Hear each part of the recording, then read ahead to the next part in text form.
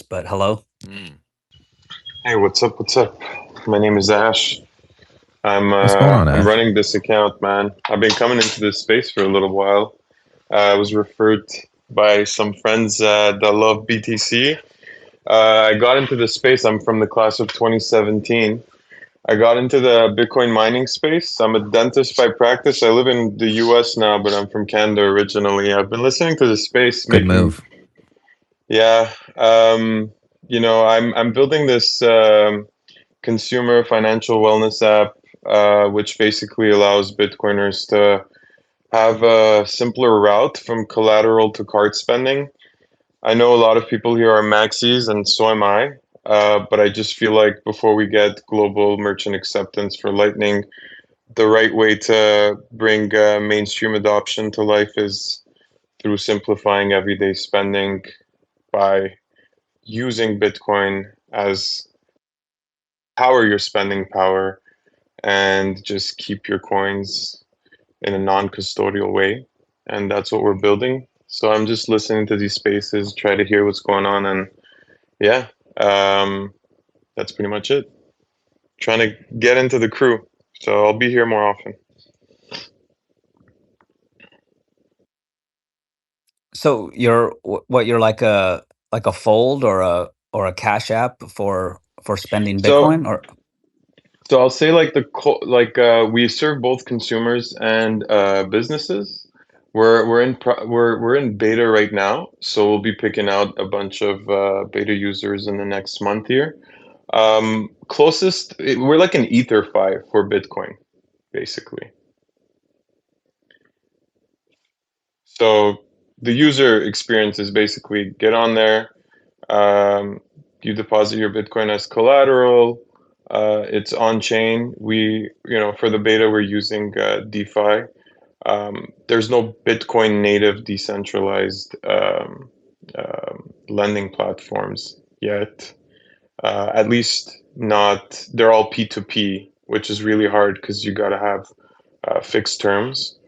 But something like Morpho doesn't exist natively to the Bitcoin yet. So we're just building this to get started and test things out. But the North Star is Bitcoin native decentralized lending, powering spend through a Visa, MasterCard, whatever it is. And then, yeah, that's pretty much it. do you accept Bitcoin at your dental practice?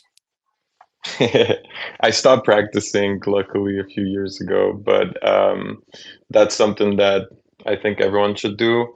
I started an Instagram a little while back, but I think these dentists suck at doing business and they have no idea what money means. So, not yet, but they should. Quibbit, I see you up here. What's going on?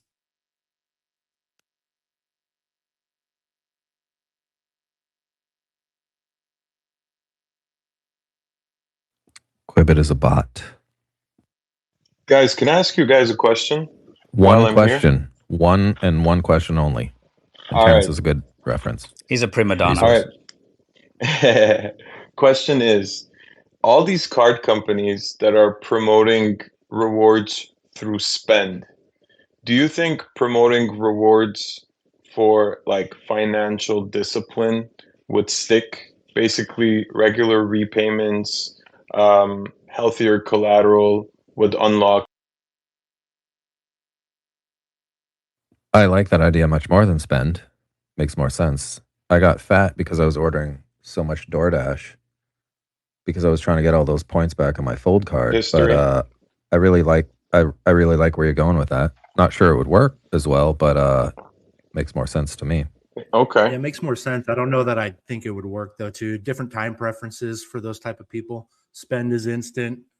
Financial literacy and health takes time and effort.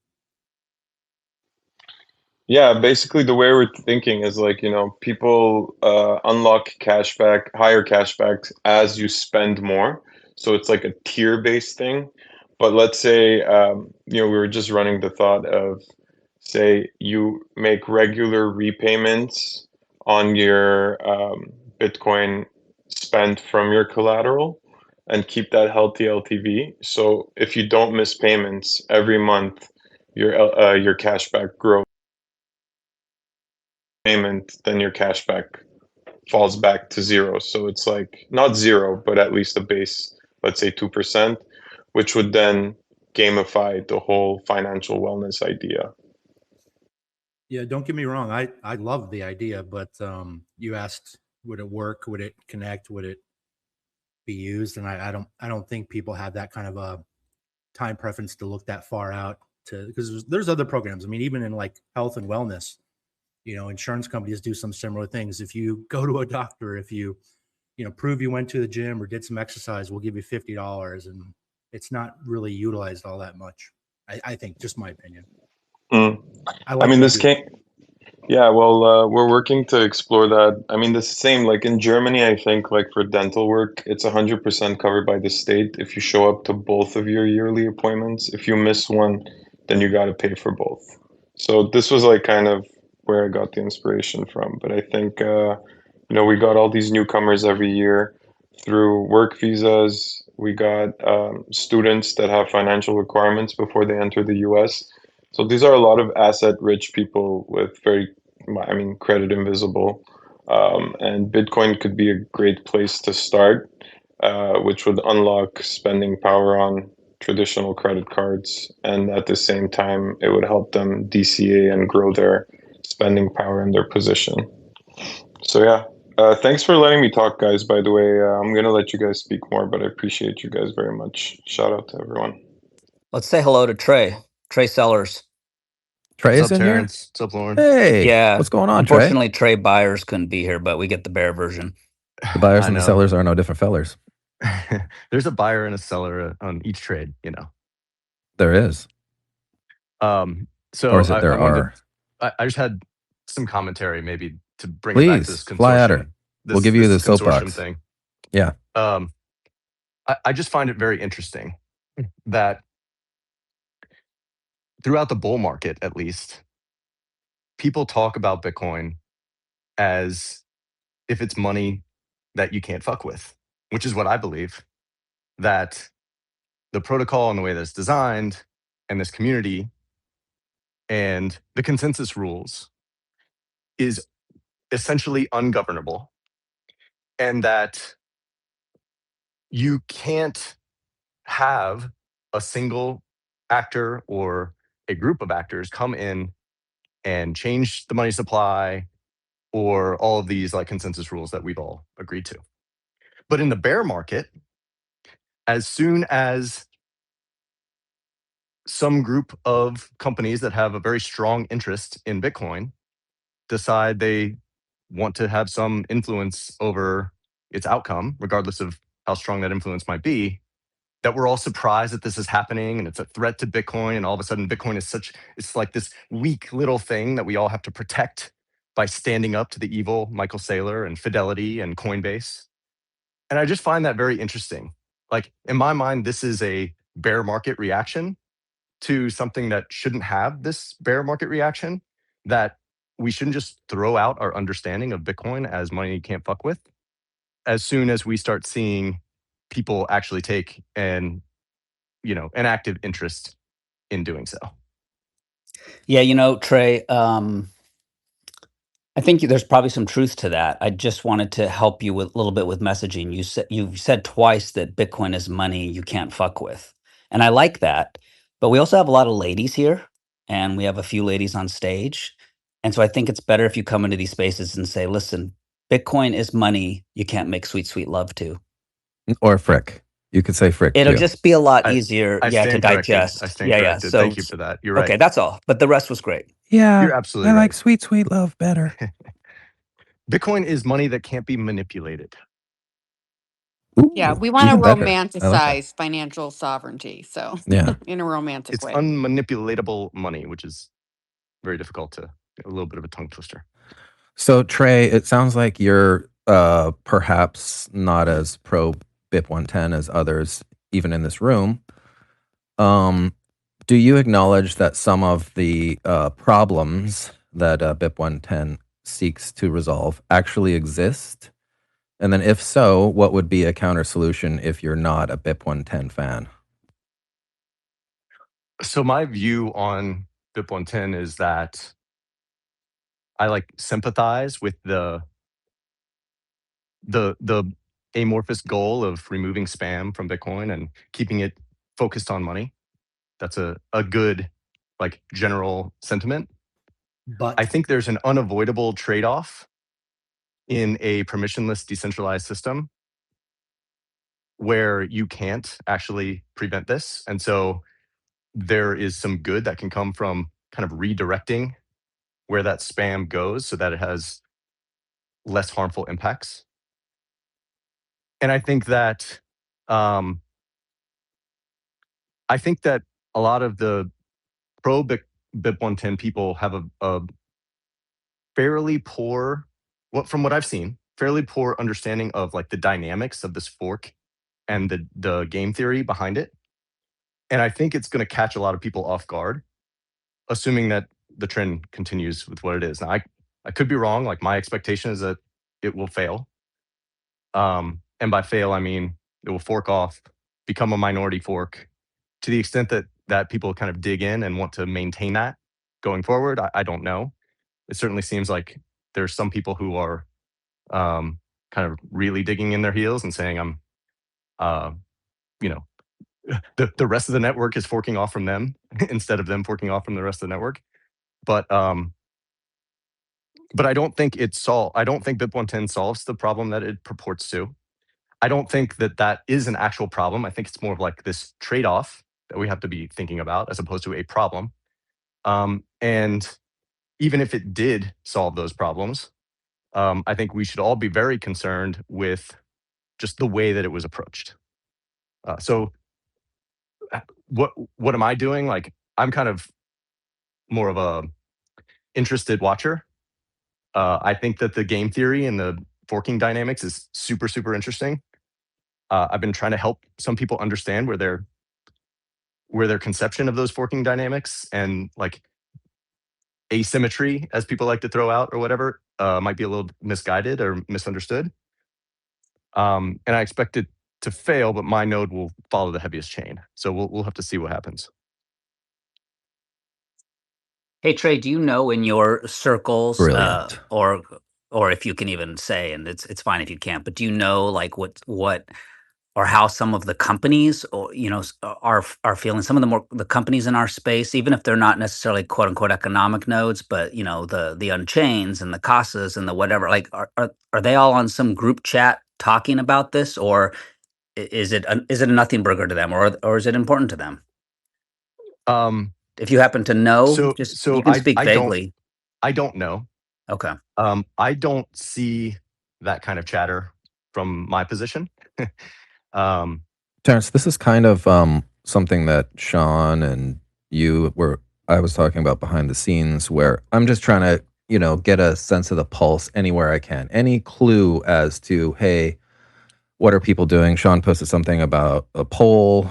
All I was trying to do is just figure out if it had been completed, what's going on. I hit the little grok button and just posted the results of the grok button. And then all I got was shit for, this is the past tense, this is verbose. And I'm like, all I'm trying to do is figure out this poll. Like, I don't care. I use LLMs all the time. I'm a shitty writer. I tweak it 3 times through an LLM. Like, nobody wants to see how I write. I misspell words. I do everything. But I was getting, instead of trying to find the answer to the question, I was getting criticized for, being stupid and using LLMs.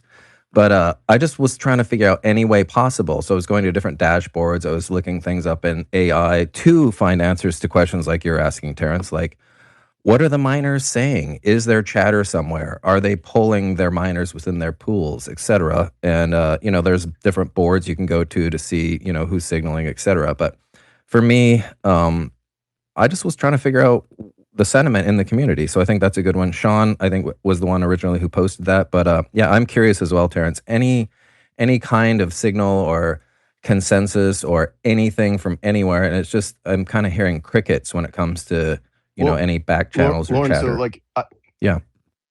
If you think about it from like the company's perspective, any company that's out there that's like running a Bitcoin business, I don't see what help me think this through, right? But like, I don't see where there is an incentive for a Bitcoin company to run an enforcing RDTS node. Where is the incentive there? If the soft fork succeeds and you're running any version of Bitcoin Core or some other implementation, and you do nothing, then your node will follow the heaviest chain.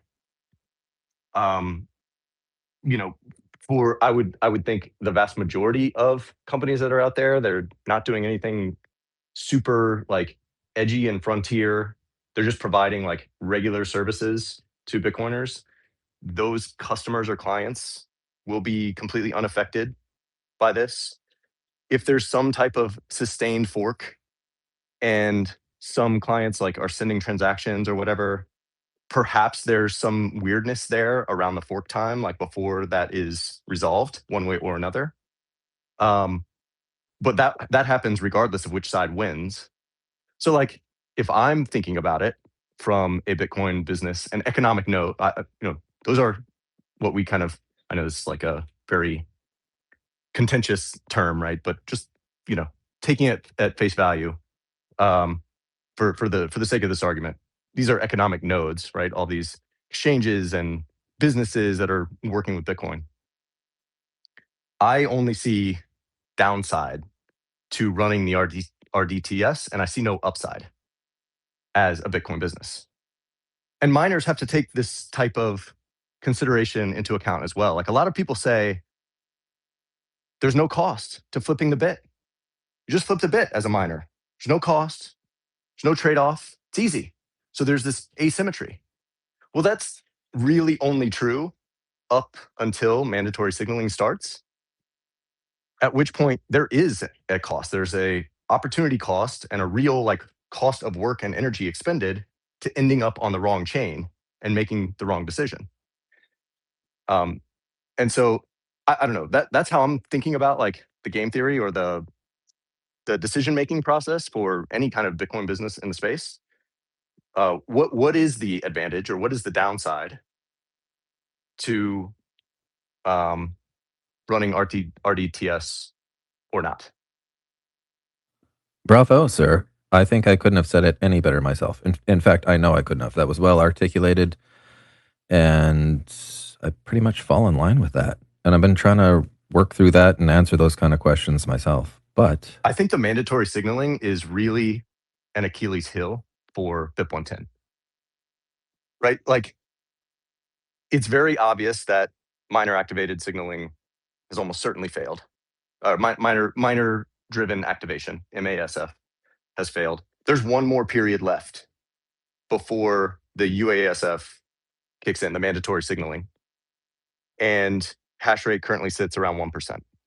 So unless like yes, a ton of new hash rate comes into signal for BIP110, like at this point, it needs to literally be 55x what it is. Then this next period that we go through is going to be similar to all the past periods where it's very low signaling. And then as soon as mandatory signaling starts, the miners have to either ignore it or they've got to choose to signal. They can't wait. Please, if somebody else has a different understanding of these dynamics, please speak up and help me. But I've been thinking about this a lot, right? As soon as mandatory signaling starts and a non-compliant or non-signaling, doesn't even have to be non-compliant, but a non-signaling node or block is mined, there is a fork, because the BIP110 nodes will reject it. They will only reject new nodes built on top of the last one that are signaling for BIP110. And so within a few blocks, like very few blocks, I is my hunch, right? Like maybe 10. Like if the mandatory signaling period starts the way that this current signaling period starts, the BIP110 fork will go behind by like 200 blocks or something. I don't know how many blocks it was before the first signaling block was mined. But even if it's just 10 blocks, that's extremely difficult to overcome. And now this asymmetry that people have been talking about works kind of in reverse, because you've got miners who have gained block rewards and transaction fees from blocks that are on the legacy chain. And in order for them to flip the bit and signal, they need to give up those rewards. And then they need to work from 10 blocks behind, or however many blocks it is, in order to catch up, earn new rewards, and overtake the legacy chain in terms of proof of work, cumulative proof of work. So as I'm reading the situation, the mechanics here, the mandatory signaling period is really just like, Hail Mary, we're going to figure this out within 100 blocks, let's say. If it fails, it fails. If it doesn't, it doesn't. And then the question is, assuming that it fails, will that fork be maintained? Or will everybody defect from it and then just let it die out? I'll pause there. This is called rational thinking, folks. I love it. Go ahead, Big Sean. And by the way, Big Sean's on the other side of the last fence thing, here. Sean, before you go, Yeah. is that, and I'll keep this very brief, you don't have to be pro or anti BIP110 to just understand the dynamics of how all this stuff is going to work. So this is not an argument against. It is simply a statement of how I understand the fork dynamics or the fork mechanics here. Well said. And it's not that I'm so pro-core. It's just that I really don't want to see this BIP go through. Anyway, go ahead, Big Sean. Yeah, I appreciate it. That type of talk and discussion is unfortunately something that doesn't happen too often. So I appreciate it. And for the record, obviously, I don't know what will happen. I don't declare it's dead, it's over before it started, or that it's guaranteed to work. But my understanding is, I agree with Trey, the miner activated soft fork portion, that's not happening, because if that was, that would have likely happened months ago. But it seems to me the goal has always been, in my opinion, when the mandatory activation starts. So I agree with Trey on that too as well. I think one of the questions I would have as I try to understand it all is, when the miners have that decision, if they're going to flip the bit, sure, there's no cost involved, but if they do that, that means every single block that they confirm will be accepted by all nodes, all implementations, RDTS or not. So that, to me, seems like there's no risk in that way when you're talking about game theory to flip that bit. But the risk to not, or at least not join if others do, means there's a risk, a real risk. Now, maybe it's small, but it's not 0%, that they could lose or, orphan the blocks and not have the rewards. Again, I don't know. I'm not one of these people that say this will work, it won't work, but I am confident that it's not a sure thing in either direction yet. And we have to get to that mandatory signaling. And I think both sides kind of agree very quickly. We should find out if there's going to be any chance of success. So I'm with Lauren as far as, I would love to get to August 8th so we can put whatever happens behind us and try to figure out what that looks like going forward. But that's my understanding of kind of how it morphs to the user activated soft fork, and the miners were never really the target to do it early. At least that's just my opinion. Yeah, I mean, the problem is that let's just take the data that we have in front of us, which is 1% miner enforcing or miner signaling. There is a very strong opportunity cost and real world cost to flipping the bit and being the first one to do it if you aren't very confident that that BIP110 will succeed and become the heaviest chain. Because you risk being on the minority fork if you're wrong. You risk being on the minority fork.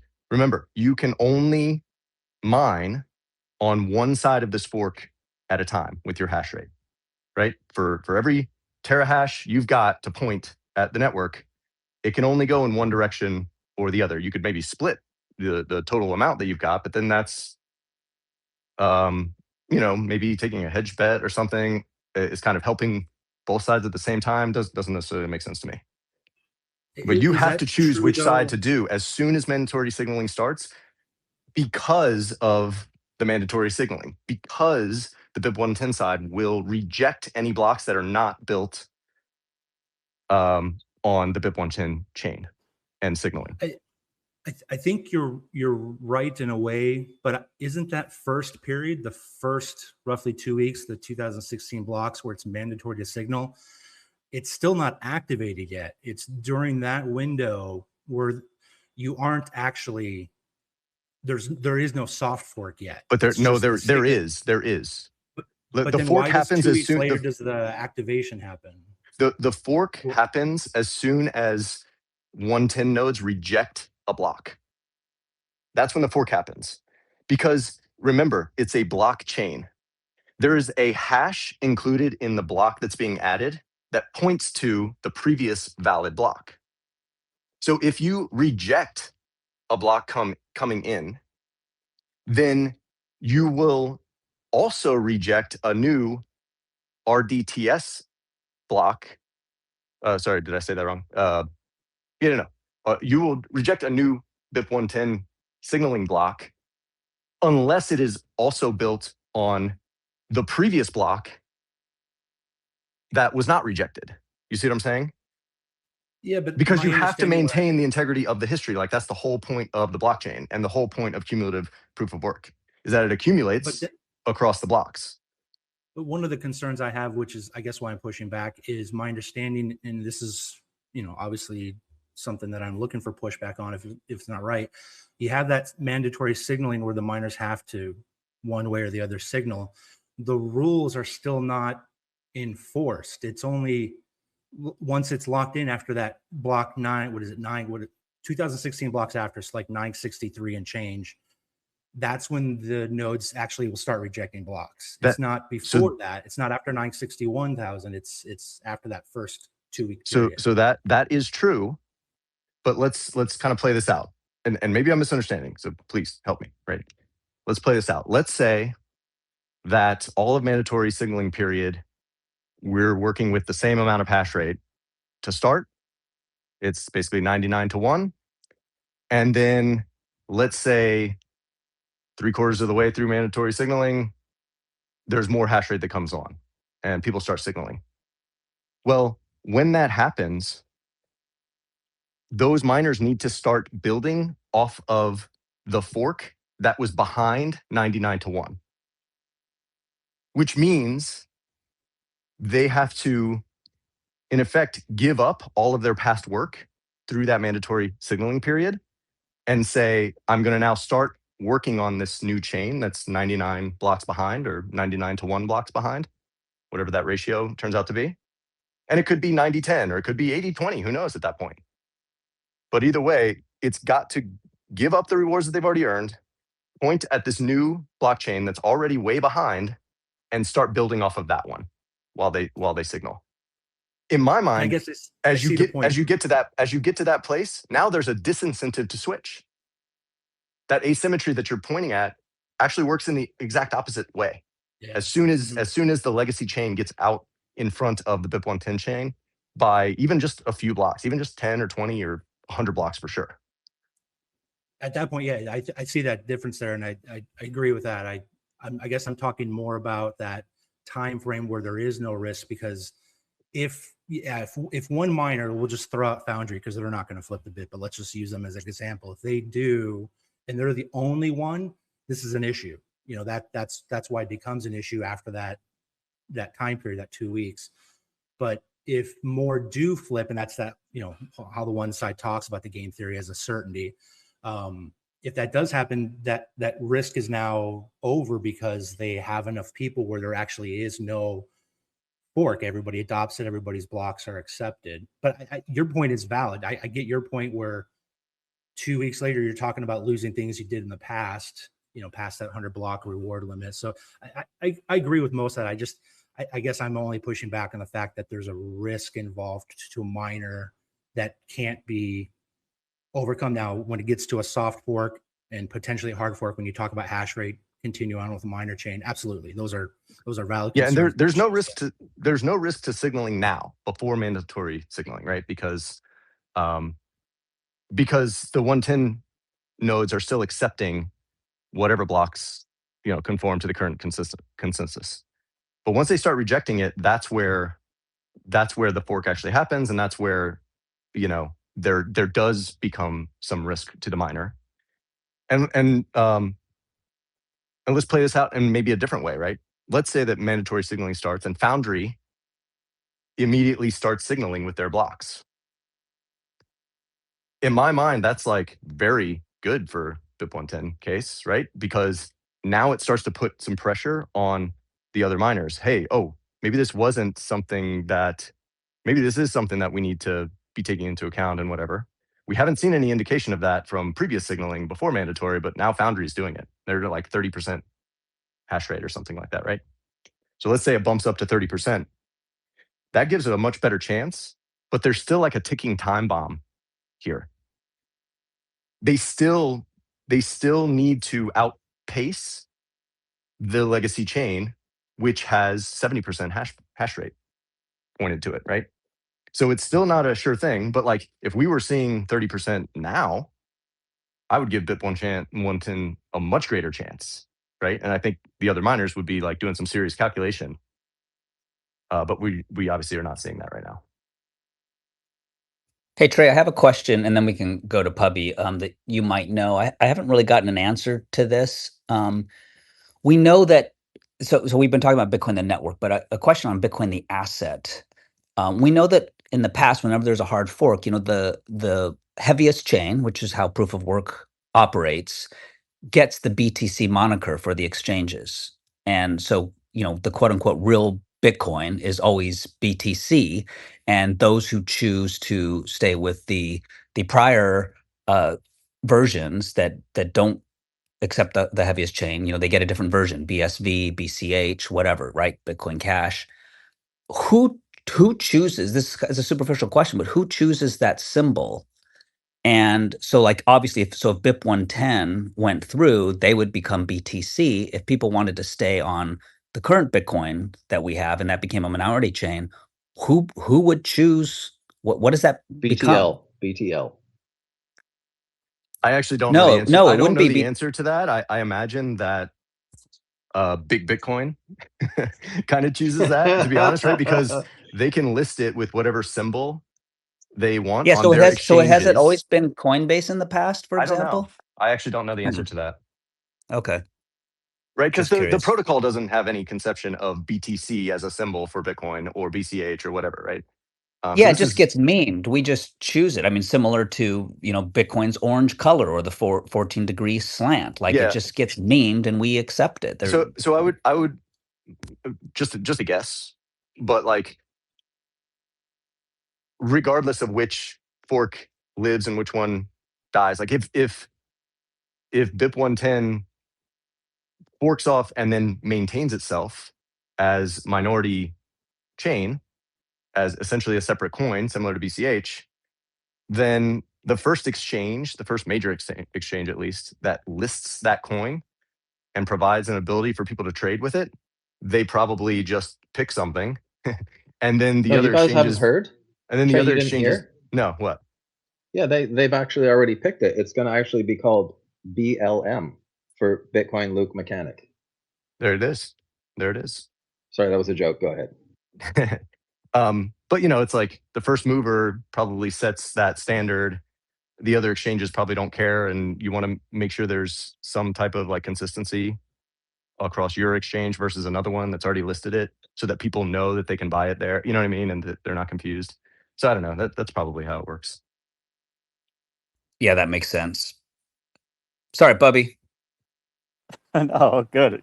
Great discussion, guys. It's just in the background you can see this BIP110 stuff building up. No one really paid it much mind, and it was one of those. Hey, you hate spam, right? And you don't like child porn and human trafficking, right?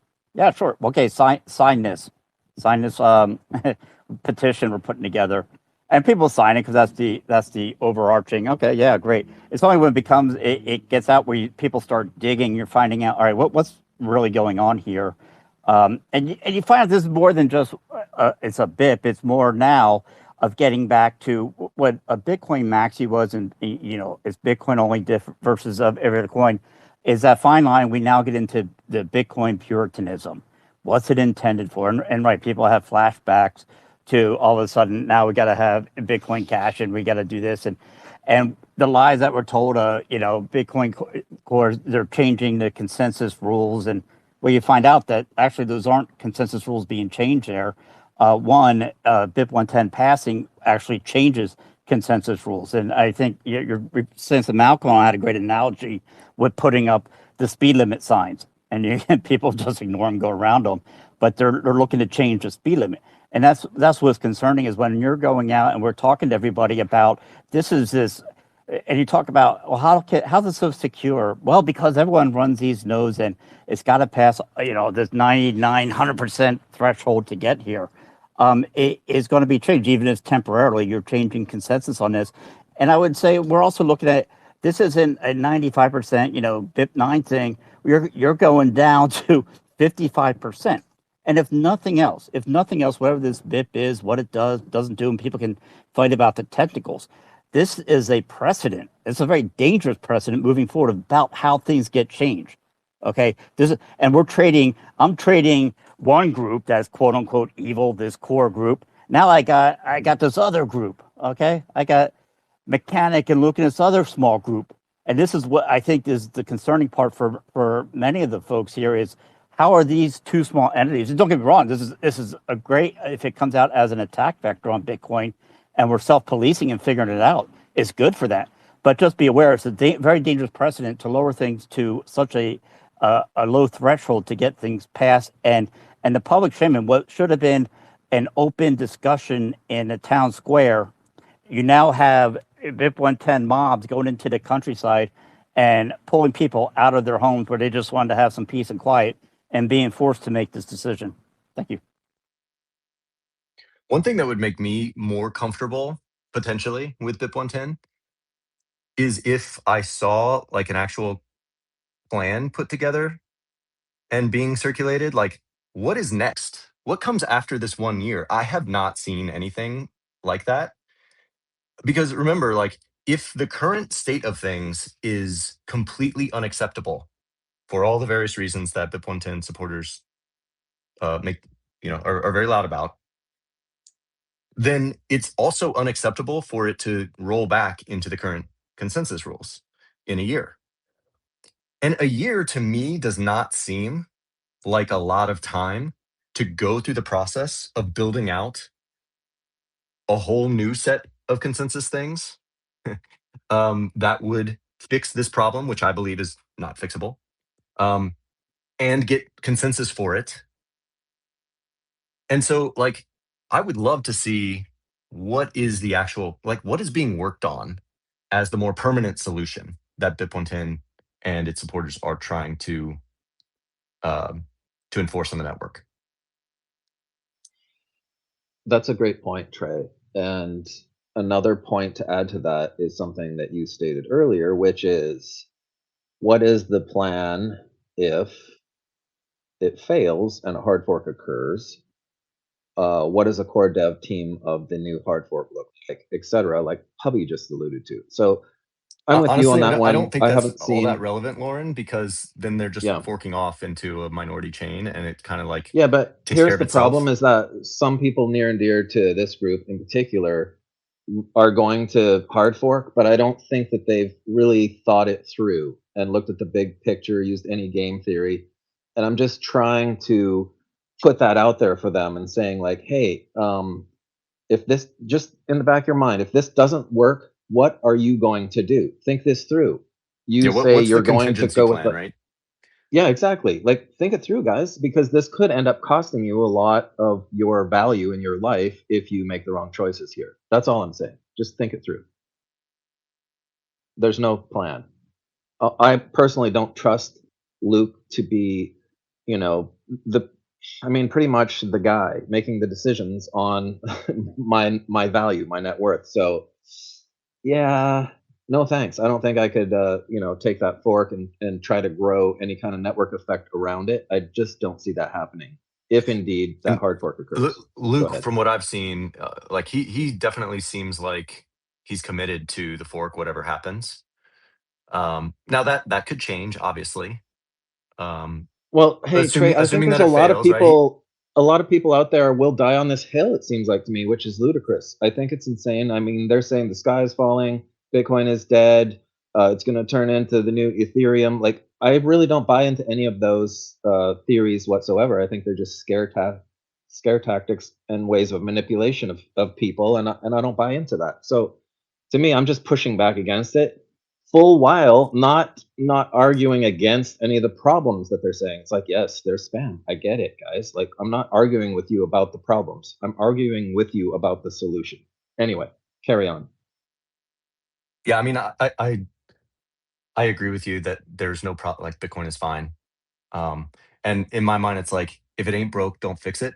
And you haven't convinced me that it's actually broke.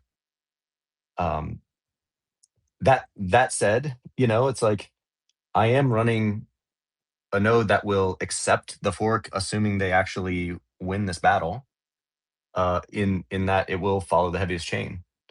So in that way, like I'm kind of indifferent to it.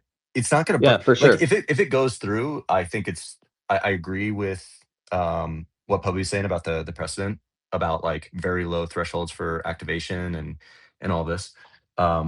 But so there is something there to consider for the future. But like my day-to-day operating of sending and receiving Bitcoin and validating those transactions that I'm doing on my node, which is the only reason to run a node, by the way, y'all, is to validate your own transactions on the chain that you decide you want to be following. Um, like I won't be affected by that. I'll definitely take a little bit of a like I'll have to be a little more introspective for sure on like um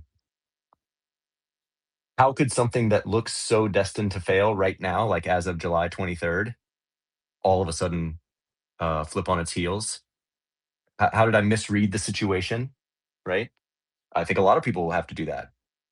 And at the same time, I think a lot of pro BIP110 people who say that it's inevitable and everybody else is forking off of them and this is the true Bitcoin, whatever. Like if this and we already have consensus. Like we have consensus. Your node supports BIP110.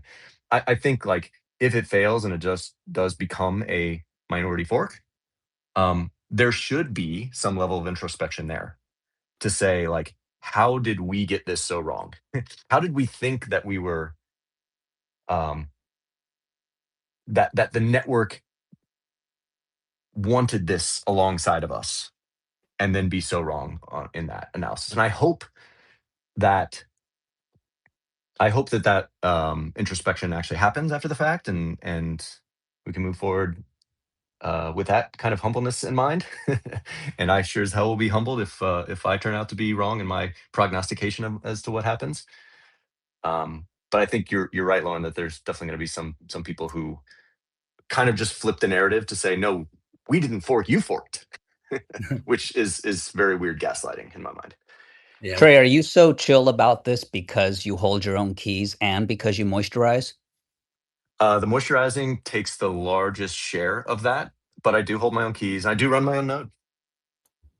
Beautiful, as everyone should. This isn't unlike when when we were talking about the voting and the sanctity of every individual vote. This attack vector, Sean, are the ways around it. When we're looking at the electoral colleges, and you find out, well, you know what? All we got to do is concentrate on these 6 states. Basically everything else doesn't matter. If there's a pathway to get something changed without full consensus, yeah, like Trey said, you're looking back saying, how did we get here? How did we miss this? And I think it's valuable for Bitcoiners to see it. Oh, I've learned a lot so far in following this discussion as a interested onlooker, and we sure as hell are going to learn a lot. However, this thing plays out. a lot more. Yeah, and Trey, well said, well described about that introspection from all parties. After everything happens, the one thing I can guarantee, at least on my end, is Lauren, you and I will still be friends after this, so you don't have to worry. Thanks, buddy. I appreciate that. Hey, guess what? We got We're Samson getting here. close to like 11 o'clock, right? Or 10 o'clock? Isn't that? He's here. He's in the room. He's in the God room. Candle is here. He is in the flesh. Omega Candle. Mega, get it right, Terrence. Come on, man. Keep up. What's going on, Samson? How you doing? Good. I don't know if you. Up just for you guys. Oh, we appreciate that. I know you're on some wanky schedule because of your team, etc. So we appreciate you waking up early, bright and early. Oh, happy to be here. Is this the space? I saw a video clip. This is the I think space. it is the space. I saw a clip with I think it's Mars, the Mars bar. And he was saying if you don't know what you're doing, you shouldn't run a node. Is this the one? Oh yeah. Yeah, Samson, that was me. I crashed out. Ooh, the Mars. I'm a little embarrassed you saw that, Samson. So That was a yeah, good I clip. had to crash out. That was like a super rational, logical clip. Oh, thank you. Yeah, I liked it. I appreciate it, bro. Thanks for joining. This isn't my space. I just join from time to time and crash out on stage for a couple of minutes and leave. But I'll look forward to hearing what you have to say. Oh, we're all crashing out, according to Let's go. Luke and his guys. So, Lauren, what do you want to talk about? Well, I don't know. You just woke up, but I know you may find this hard to believe, but the topic du jour has been BIP110, and we actually have. No way. Yeah, I swear to God, I know. Hard to believe, huh? Yeah, but we do have people on both sides of the fence. We have dedicated in this space probably way too much time to BIP110, but I think it's really important at this time in history for Bitcoin, and I think it's important to just get the facts out there. Scrape the emotional BS aside, and actually Trey, who's still in here, has done wonderful in expressing far better than I could and articulating, walking us through, and a lot of it seemed like he was just doing it in real time even. His position, he's been getting a tiny bit of pushback, but in a really nice, kind, loving way from Sean, who's on the other side of the fence. But I don't know, is there anything in particular? We've hit on so many things that, Terrence and I's eyeballs are rolling around in our heads because we're tired of talking about it. But is there anything in particular that you wanted to emphasize regarding BIP110 or anything? And then what we usually do is just open it up to the panel and just let people bombard you with questions. But we'll give you the floor if you wanted to make any opening statement or anything about BIP110, et cetera. And then we'll just let people barrage you with questions. How does that sound? Sure. First off, let me say we've all been compromised by big Bitcoin, including Terrence. We got this call. We're all being paid off. No. That's a joke. It's all BS. We are just doing this and doing what we think is right. Nobody's paying us off. We're just doing it for the love of the game. So we all love Bitcoin. Anyway, back over to you. Okay, let me see how to start.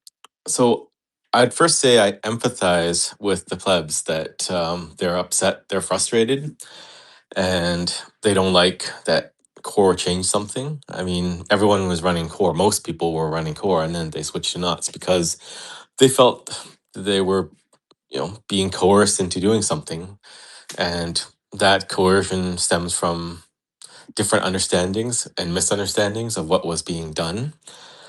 And I think a lot of the core devs fanned the flames by calling people names, insulting them, making fun of them, and it kind of escalated from there.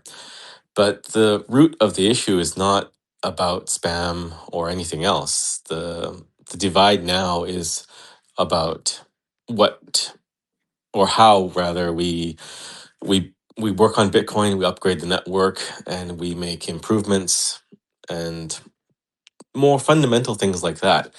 So if you disregard the entire spam debate, this is more of a question about how we activate soft forks, how we decide to change consensus rules, how we decide to the amount of due care we have for Bitcoin.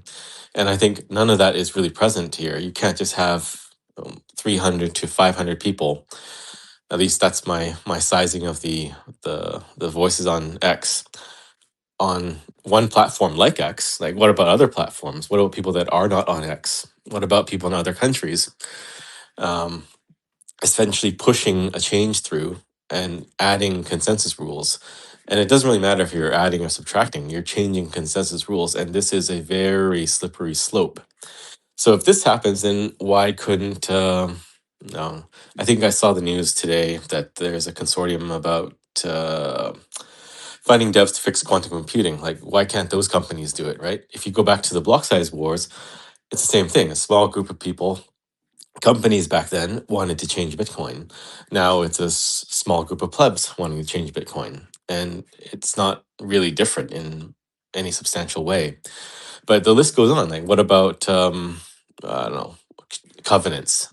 Like, can those guys gather an angry mob and force a change through, and just say we have this fork now, and there's a mandatory signaling period at this day, right? It's not really in the ethos of Bitcoin to strong arm the network and say, if you don't want chaos, then do what I say. Just flip the bit. It's easy. Just do what I say, and then there's no trouble. That's a horrible precedent and a horrible way to make Bitcoin sound money, because then you have this happening all the time. There is no end. There's always something someone or some group is going to be upset about, and you're going to have to deal with that. And you're going to have podcasts, have spaces, have companies, CEOs writing pieces about it. Mining pools are going to have to send out email notices to their miners about this thing and all the different things of the discussion. Like, I like Bitcoin because I can just hold it and not worry about the latest thing. If I wanted to worry about the latest thing, then I'll hold fiat and I'll watch the Federal Reserve chair come on and say, "Good afternoon." Like, rates are going up or down. Or I'll hold Ethereum and see what things they have to do to make it sound ultrasound money. And I'll see what the latest upgrades Vitalik has in store for me.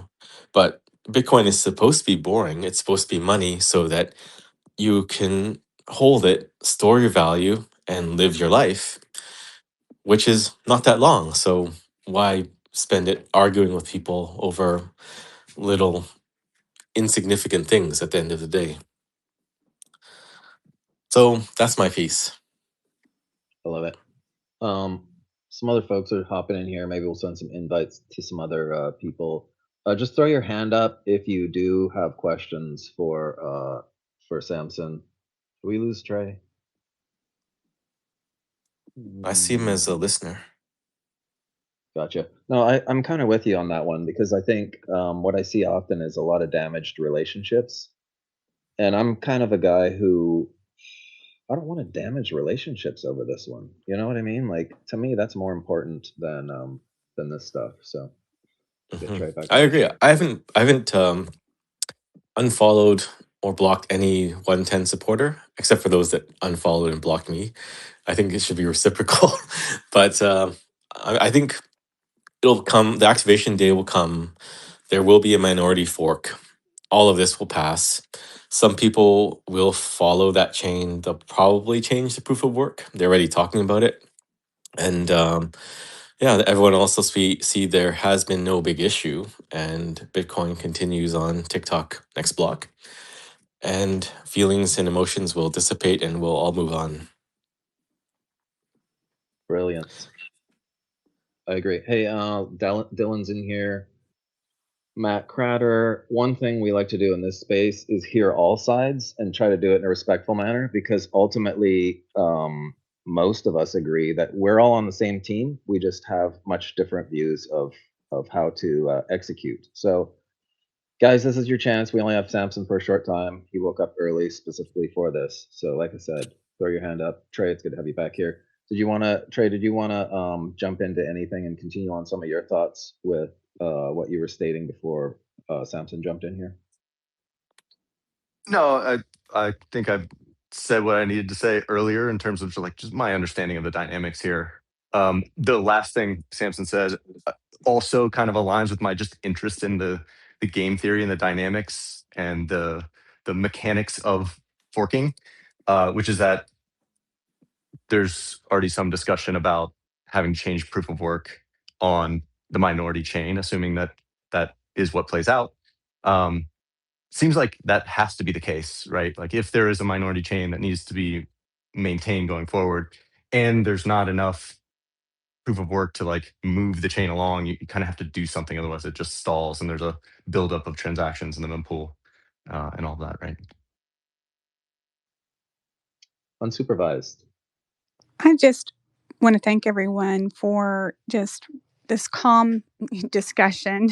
It's so appreciated for someone that's newer and maybe even some people that aren't as new as I am, trying to navigate this and just really trying to get to the truth without a lot of just toxic just ugliness that's gone on, which is such a turnoff, because then you're like, okay, this is personal. And I just want to say I appreciate the conversation that's been happening this morning, either side. And it's been difficult to navigate for someone that isn't as knowledgeable about the technology side, newer. And there are people on both sides of the issue that I respect greatly, and that's been hard to navigate, because I'm like, what am I missing here that they're seeing? And it seems like that this is a big moral issue has come into play for a lot of people, about the JPEGs, and that's one of the big issues that seems to be what people is important to a lot of people. And so anyway, I just appreciate the discussion. Thank you. Samson, do you want to take that one? I know you made a post about it. Was just really very technical, just spouting facts, which I really appreciated. I don't know if it was yesterday or the day before, but kind of addresses things like that, maybe. Yeah, well, that seemed more of a comment than a question, but I don't know. I mean, the one of the reasons, obviously, why people are up in arms is because of JPEGs, data on the chain, and I think it's kind of misunderstood that like I see the complaint. Bitcoin's not a storage mechanism; it's not a Dropbox and whatnot. But it's true, it's not. Like you cannot put a JPEG in Bitcoin. It's just data, ones and zeros and letters. And if you look at the blockchain, that's all it is. You can't really differentiate what is what at the end of the day. The only way you can tell it is because there's some external protocol pointing to Bitcoin. And even Ordinals is not the first one. There's Counterparty and other ones that have done the same thing. But they're kind of referencing these transactions in Bitcoin and recompiling and decoding that data. So there's nothing there. If you look at all the raw data on Bitcoin, you don't see a JPEG.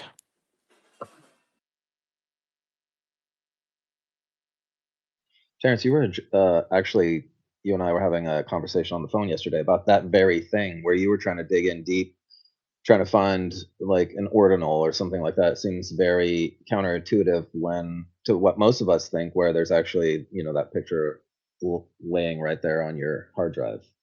Well, yeah, I mean, I don't care what you call it. It's like, I want Bitcoin to be pure, pristine money, and sorry, I was getting a call.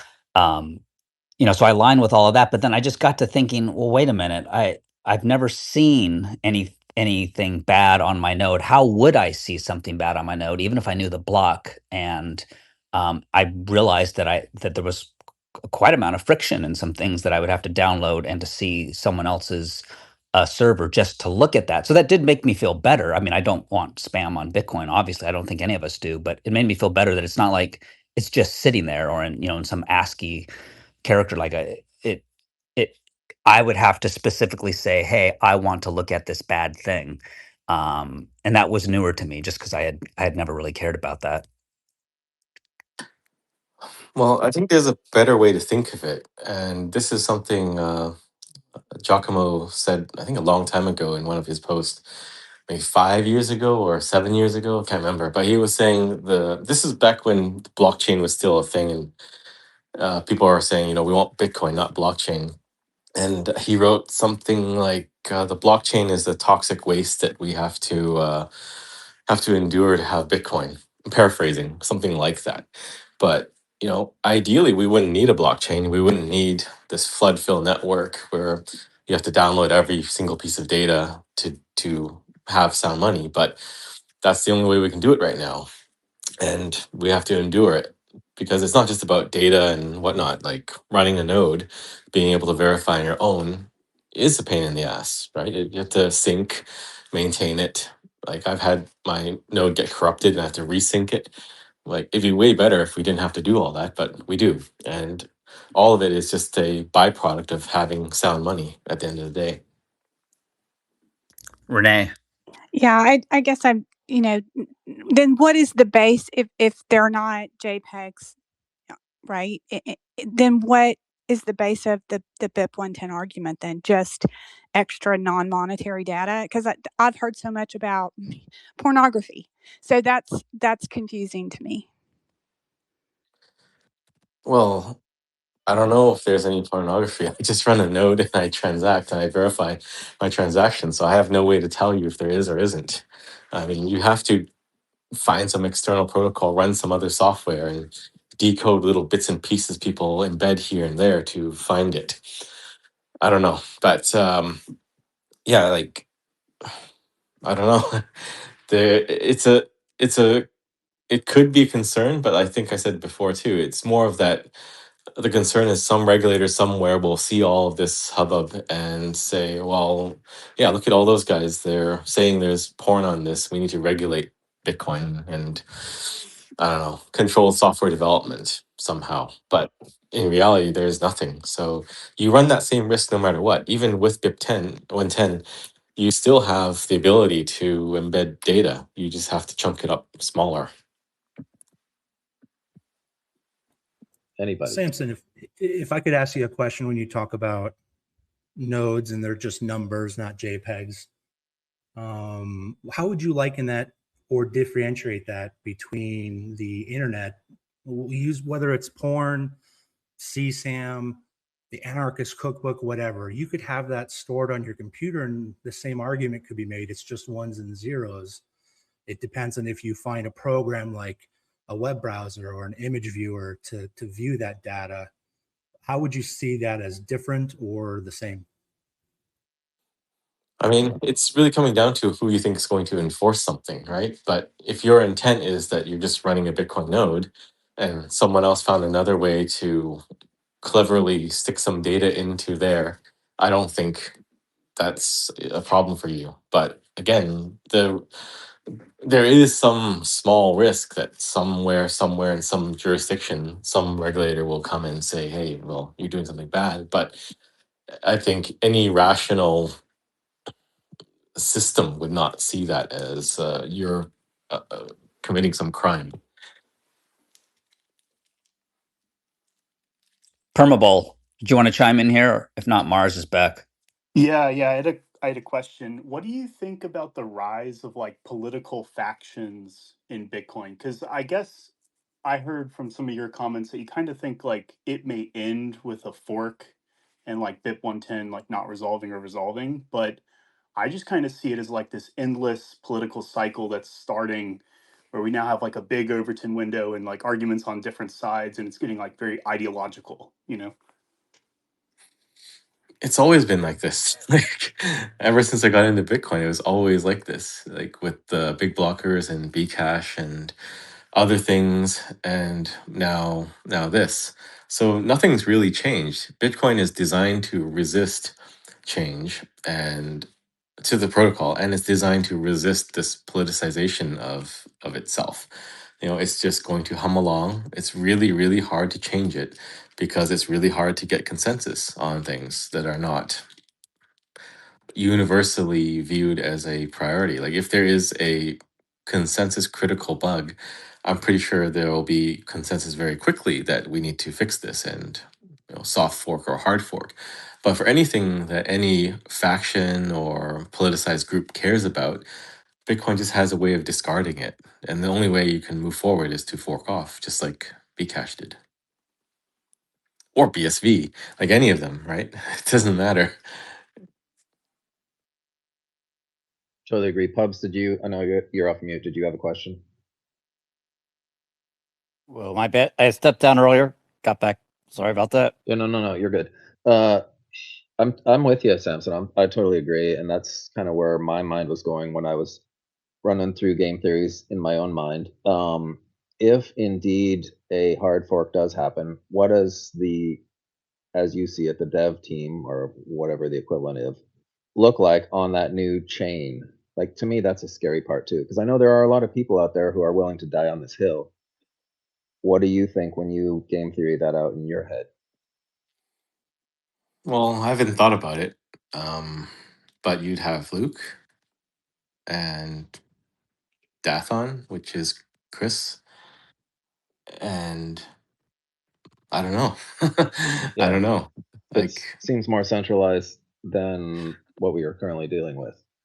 I don't really think they're planning for a split. It sounds like from what Luke is saying that he fully believes it's going to. Samson, we were actually, Trey, I think, brought it up. Like, that was one of his concerns too, was there was no long-term plans even after this year period or hard fork. Like, we were, trying to figure out, okay, what am I going to do personally if, this happens? And what am I going to do if, like I said, there's people even in this group that are going to die on this hill. And so just wanted them to be able to game theory it out and plan their next move depending on what the outcome is. Mhm. Well, I don't think there is any plan. Like, if you look at if you compare the two situations, BIP110 and the big blockers and Bcash, they were actually preparing for a long time for this eventuality. So I posted something and I said, you can't play chicken with consensus and jump out of the car 10 miles away hoping it hits. So, what is the machinery behind a fork? Because you built the activation mechanism so that it is going to fork off with incredibly high probability.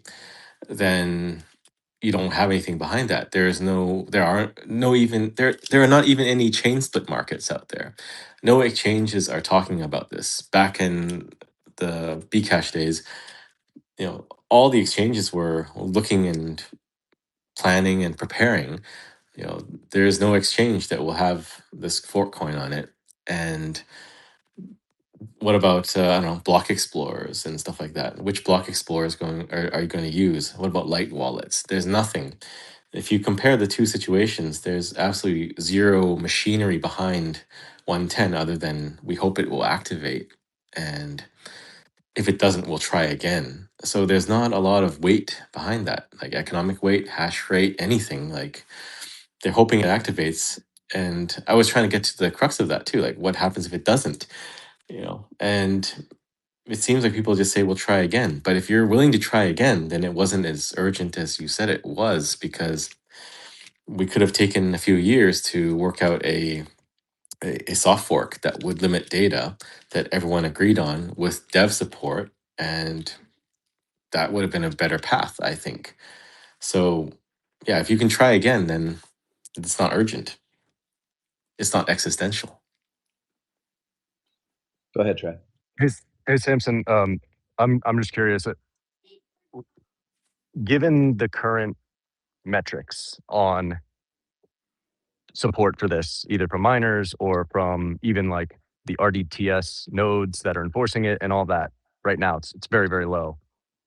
Do you have a sense of like where people are getting their strong feelings of certainty that it will activate? Like, this is one. Sorry, he was getting a call. Trey, we lost you, buddy. He gets a lot of calls. He does. Yeah, he's a popular dude. He's Fireboy, multi-sig He's- Fireboy. And he moisturizes. So I think No, Mechanic's that's- calling him saying, hey, you should say this. Hey man, yeah. No, it's funny. We were joking around about what the new fork name would be, and we were saying BTL for Bitcoin Luke or BLM for Bitcoin Luke Mechanic. But based on what he said, did you want to respond to any of what Trey was saying? Oh, he got cut off. Which part? Why are people so certain that it is going to activate? In your opinion, I don't. Yeah, I think That that's was what what he was asking. I Trey don't was know if asking. you can answer that question, but Yeah. I don't know. It's sort of like a faith. You saw that a lot with Bcash too, right? They're very devout on what their mission is. R.I.P. Bitcoin And Jesus. Yeah. yeah, I don't want to say that, but I mean, there's definitely a strong devotion and a strong sense of righteousness there. Like, we are the right side because we're doing the right thing for Bitcoin, and without us, Bitcoin will fail. So if you believe that and you can wind yourself up that much, then yeah, you can believe it's going to succeed and it'll all go your way. But Bitcoin has a way of giving you a reality check. So we'll find out in a couple weeks. Dark. Hey, Samson, thanks so much for coming up. I guess my question's a little bit different than BIP110. I think given that I think the most important consensus mechanism in Bitcoin is the hard cap of 21 million, and with the creation of IBIT and perpetual futures and exchange listed futures and derivatives and over the counter derivatives, I think it's fair to say the hard cap, if you consider these Bitcoin representations as something similar to Bitcoin, has been greatly expanded. And I'm curious how you see this playing out. I mean, there's no question that a share shorted in IBIT is a creation of synthetic Bitcoin, right? That's Bitcoin that's not, or it's a share of IBIT that's not backed by any Bitcoin. At some point, how do you see this resolving? Well, I don't think it's a really big deal because you can have synthetic shorts and synthetic longs too. It it all sort of nets out at the end of the day. And with Bitcoin, it's so easy to take delivery. You can't really have long term market manipulation like you can with gold because no one takes delivery, no one verifies. So i- I don't think there can be that many funny games played with Bitcoin and paper Bitcoin. There obviously is some wiggle room, but it is all short duration. Long term, there's too much risk that I don't know some IBIT holder is going to take delivery by cashing out, and there are more and more mechanisms there to swap between paper and quote unquote physical Bitcoin too. I think Swan launched something. Corey and Swan has some product out there now too, but RBX. yeah, I think that was it. But yeah, I don't really see it as an issue. It's definitely better if everyone held spot Bitcoin, but it's sort of inevitable too that you will have these things come up and you'll have treasury companies too. It's just the evolution of Bitcoin as money. If you believe everything divided by 21 million, then everything has to find a way to tap into Bitcoin somehow, and it's not all going to be physical Bitcoin, quote unquote physical. Hey, Samson, we know you pretty much dedicated half an hour. So if you do need to go, please feel free. We love having you here. So hang around as long as you want. But if you need to I make can an Irish stay. goodbye. I just couldn't get up earlier, but I Yeah, can no, stay I longer. understand, man. We appreciate you getting up early. Anyway, I'll go back to questions. Whoever's up next. Hey, Dark, did you have any follow up on that? I know the rehypothecation in paper Bitcoin has always been a concern, and you've rightfully called it out a lot. But it was reassuring for me what Samson just said, but just curious what your thoughts were. Yeah, no, I mean, on one level, I mean, that's my big long thesis, right? That eventually something will occur in the world that will force people to want real Bitcoin, to not trust Bitcoin in others' custody. And if there is a rush to get back to spot Bitcoin because you don't want to be on those financial rails, that's the God candle that I think Samson kind of refers to. That's how I see it playing out, right? Every a fundamental rule of the derivatives complex is that the underlying asset, in this case Bitcoin, has to be freely available to be borrowed, loaned, and shorted.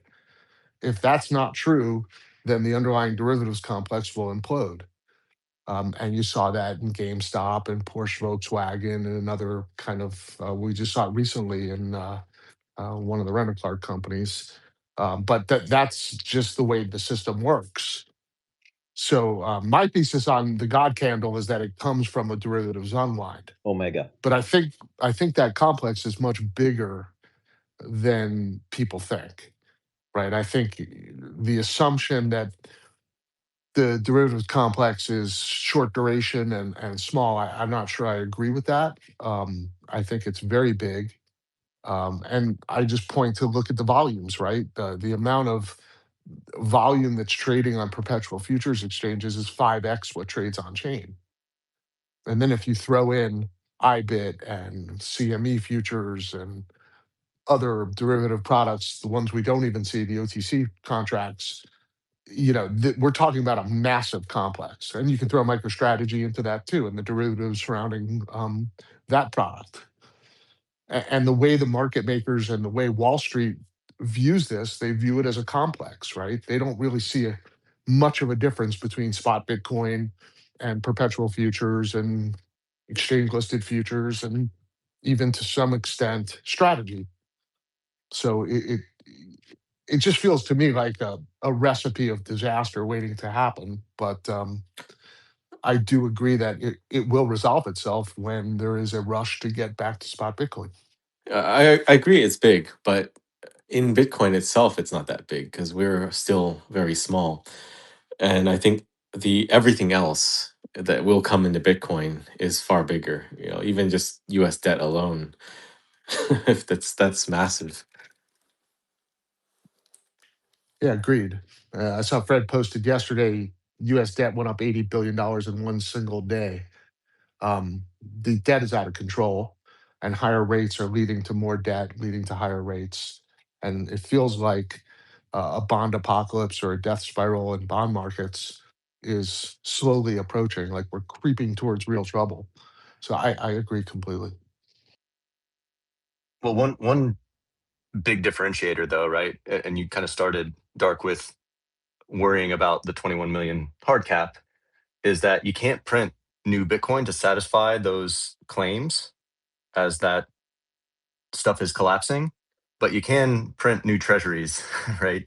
To the extent that the market will take it. So like in my mind, like the 21 million is not threatened in any way by that. But you're right that the apparatuses built on top of that leverage the system against it does create some fragility that inevitably corrects. And the question is when and how much, how big. Yeah, my thesis is it's very big and it happens all at once, right? I always ask the question, because I was on the CBOE floor in 0809, what would have happened had Bitcoin existed that Thursday night when Lehman fell? What would have happened that Friday, that Saturday, that Sunday? I mean, you would have seen trillions of dollars pour into Bitcoin because there was nowhere else to hide. We didn't know whether the banks were going to open on Monday. Matter of fact, TARP, for those that remember, was voted down. The first vote was down. No, we're not going to do this. We're not going to print $1 trillion. Right. And in that case, no, the banks would not have opened. So, I knew traders that were going to literally the local bank, the local, Chase, and taking out 250 grand and stuffing it in their mother's freezer. Right. We literally did not know. Now, in a scenario like that, play that out. Maybe it comes out of Japan, maybe it comes out of Europe, and we have a weekend where you don't know if the banks are going to open. What do you really think people are going to buy? Well, you can't, to Samson's point, you can't take delivery of gold. You can go to the local coin store and buy a few $100,000 worth of gold, but you can't take delivery of $100 million worth of gold or $1 billion worth of gold. How do you get out of the financial system? There's only one way out, and that's Bitcoin.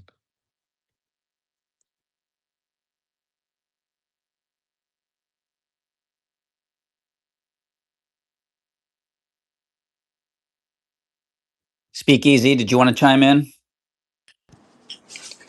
Yeah, thanks for having me on, guys. Can you hear me okay? Yes, you're golden. Cool. I had a quick question for just going back to Samson.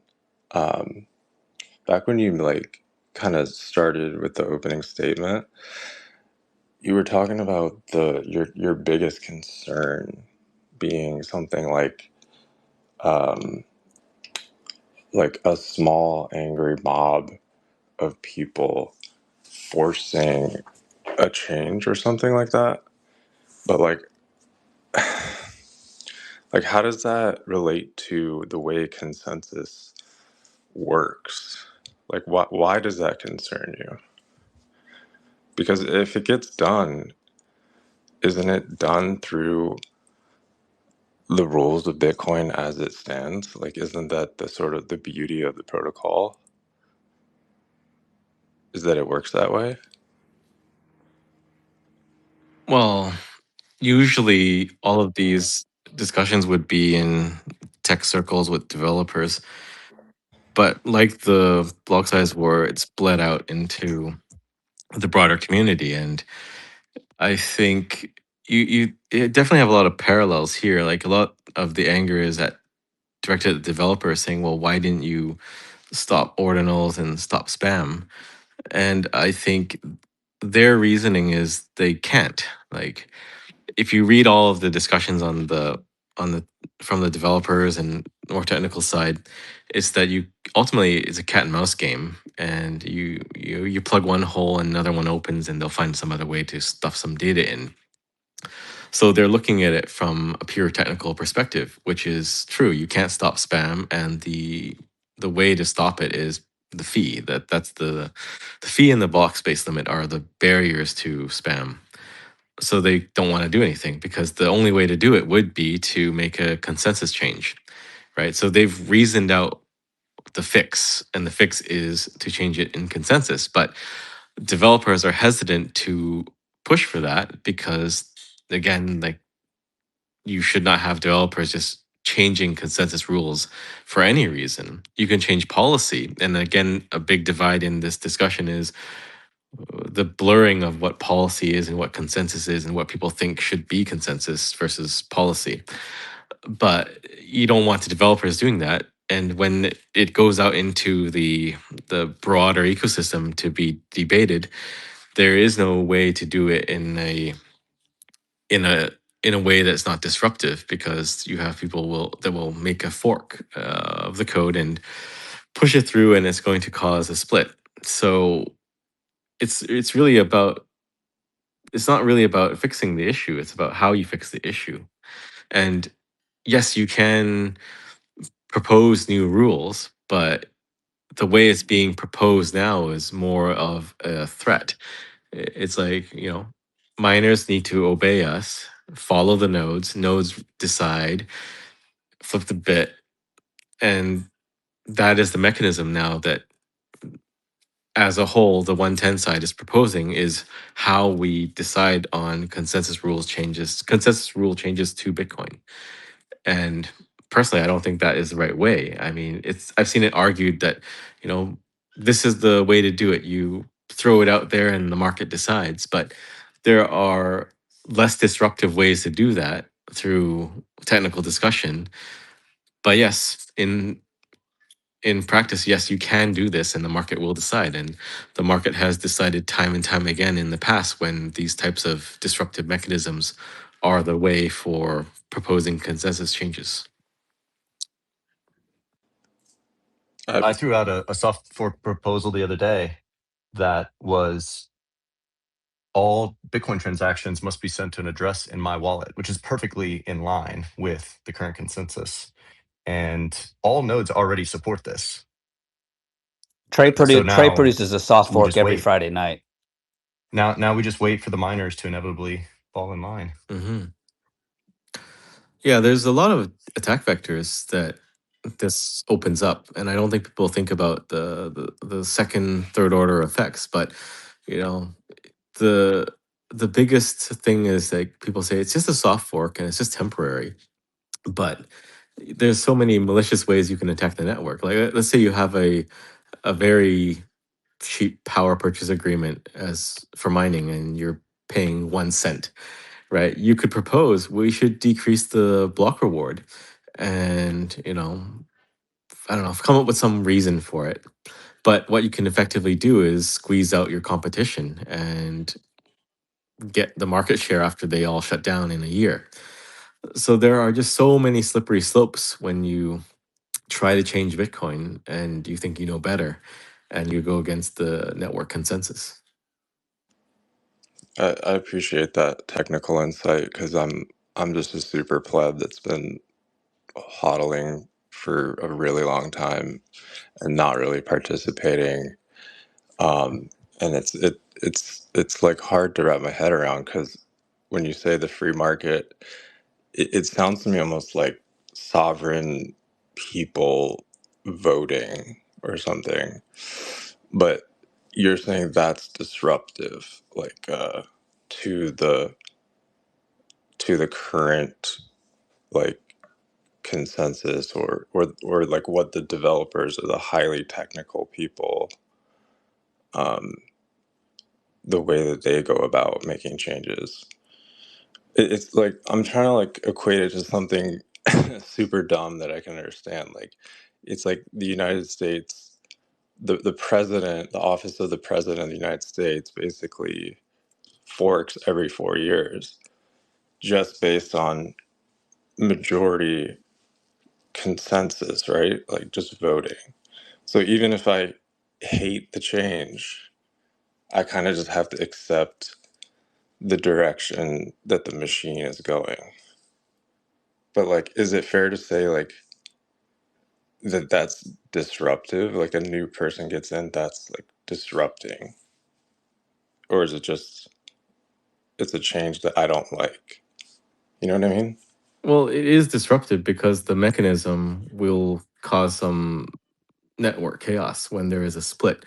So if you are running a node, and I think the best example is you're running a Lightning node, around that time, either you probably should close your channels or do something, because if you're running a node, there could be there could be funds lost at that time and point in time if there is a split.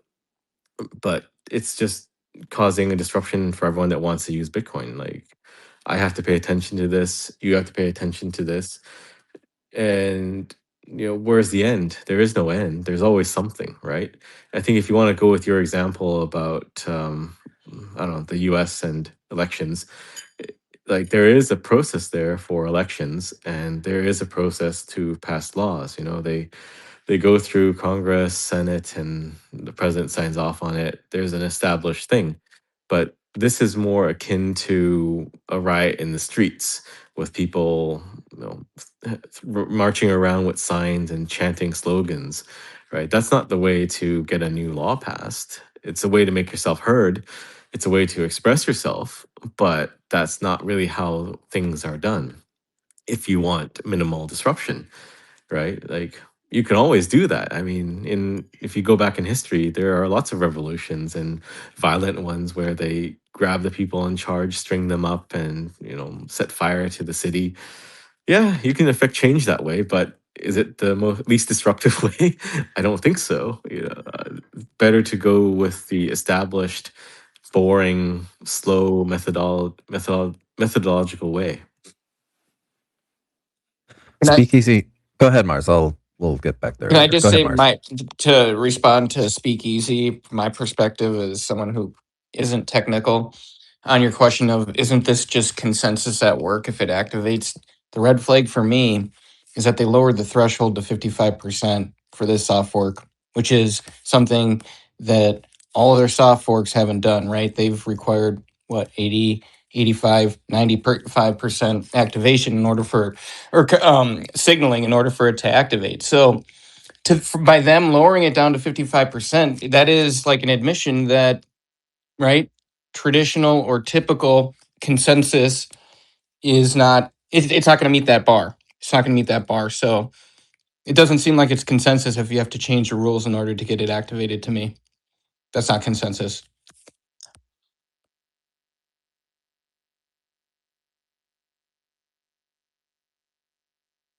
Jake.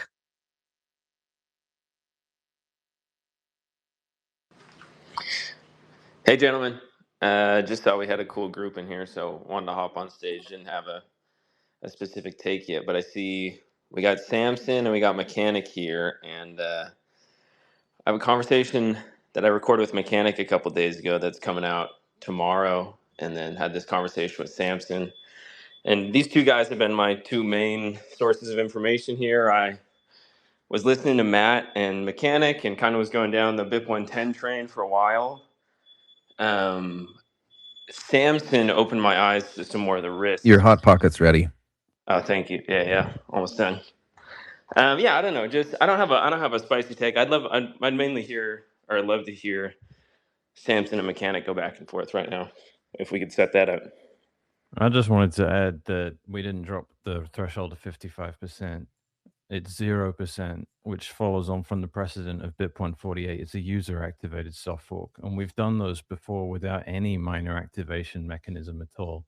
This is a red herring, guys. It's often brought up, but this thing activates whether miners signal or not. Yeah, I don't think that's true.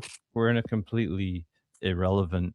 We're in a context where gauging support from miners, given how centralized it is, doesn't bode well for any kind of indication about network consensus or not. There's only a couple of companies responsible for the world's templates. You can use them as a proxy for community sentiment, but it works on both sides. If 3 companies say we're activating a new soft fork and we do it via miner activation, the network is not obligated to accept it. And if that were to happen with BIP110, a few miners decided they like it, that doesn't mean anyone looking at that and says, oh, well, that means it has consensus because Foundry and Antpool decided it does. If that happened, I wouldn't expect you to accept it if you're a BIP110 hater. What? What the fuck does that mean? Yeah, that's my question too. Well, you know what it means, Samson. No, you and Luke keep saying you know, but I don't know. Tell it to me clearly. And Like, nobody plainly. knows what that means, dude. You know what BIP148 did? It activated whether miners did anything or not. That's a 0% activation. No, that's for not us. true. And you keep saying we did those. We did one UASF before, and there was No, we've 80% done other signaling. UASFs as well. We've done other soft forks that activated with just a flag day with no miner activation. Which one was that? Besides the No. one in 2009 and 2010 when Satoshi did it himself. Yeah, those are the examples. Yeah, You there was don't 4 have to have people on the miner network. coordination. This is the type of conversation. This is what I mean. This is like the framing. 4 people on the network is not the Bitcoin network that we have today, or in 2011, or 2012, or 2014. Those were all 85 to actually 95% thresholds. Every single one of them. If you don't get majority hash, you split off the network. 0% doesn't activate it. You understand that, right? 0% makes you split off, and you don't have all the economic nodes. Well, we don't have 0%. You have 1, 1%, less than you put 1. 1%, 2% you split off, 4% you split off, 10% you split off. Yeah, other numbers too, unless miners flip the bit towards the So end. you do need more than 0%. You need miners. You need hash rate to activate this. Yeah, UASF or not. Yeah, I know, but we have those, and them indicating whether or not they support it preemptively doesn't tell you that much. It doesn't. It tells you that they don't enthusiastically love it. It doesn't tell you what they're going to do over the next 2 No, weeks. Mechanic, it tells you volumes. They don't care. Foundry, they seem to care because they want their miners to decide. They don't want to decide, but that's the extent of it.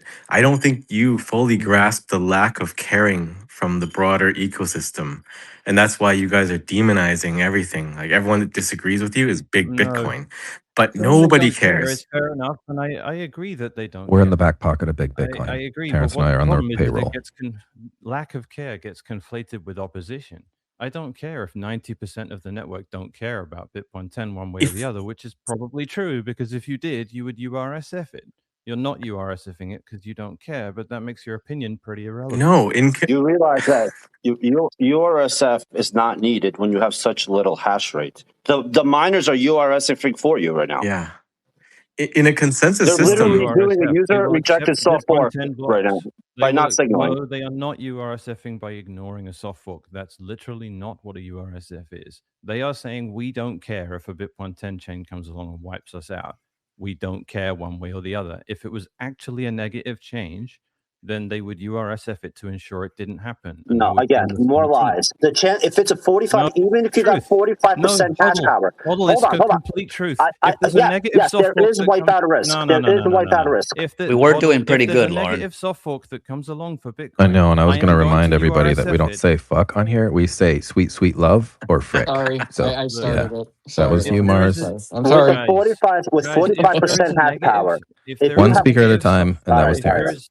Guys, if there is a negative soft fork that comes along for Bitcoin and has something approaching 20% of nodes enforcing it, and it's clearly not a Sybil attack, I'm going to URSF it. I'm not just going to say, I don't care whether this activates or not.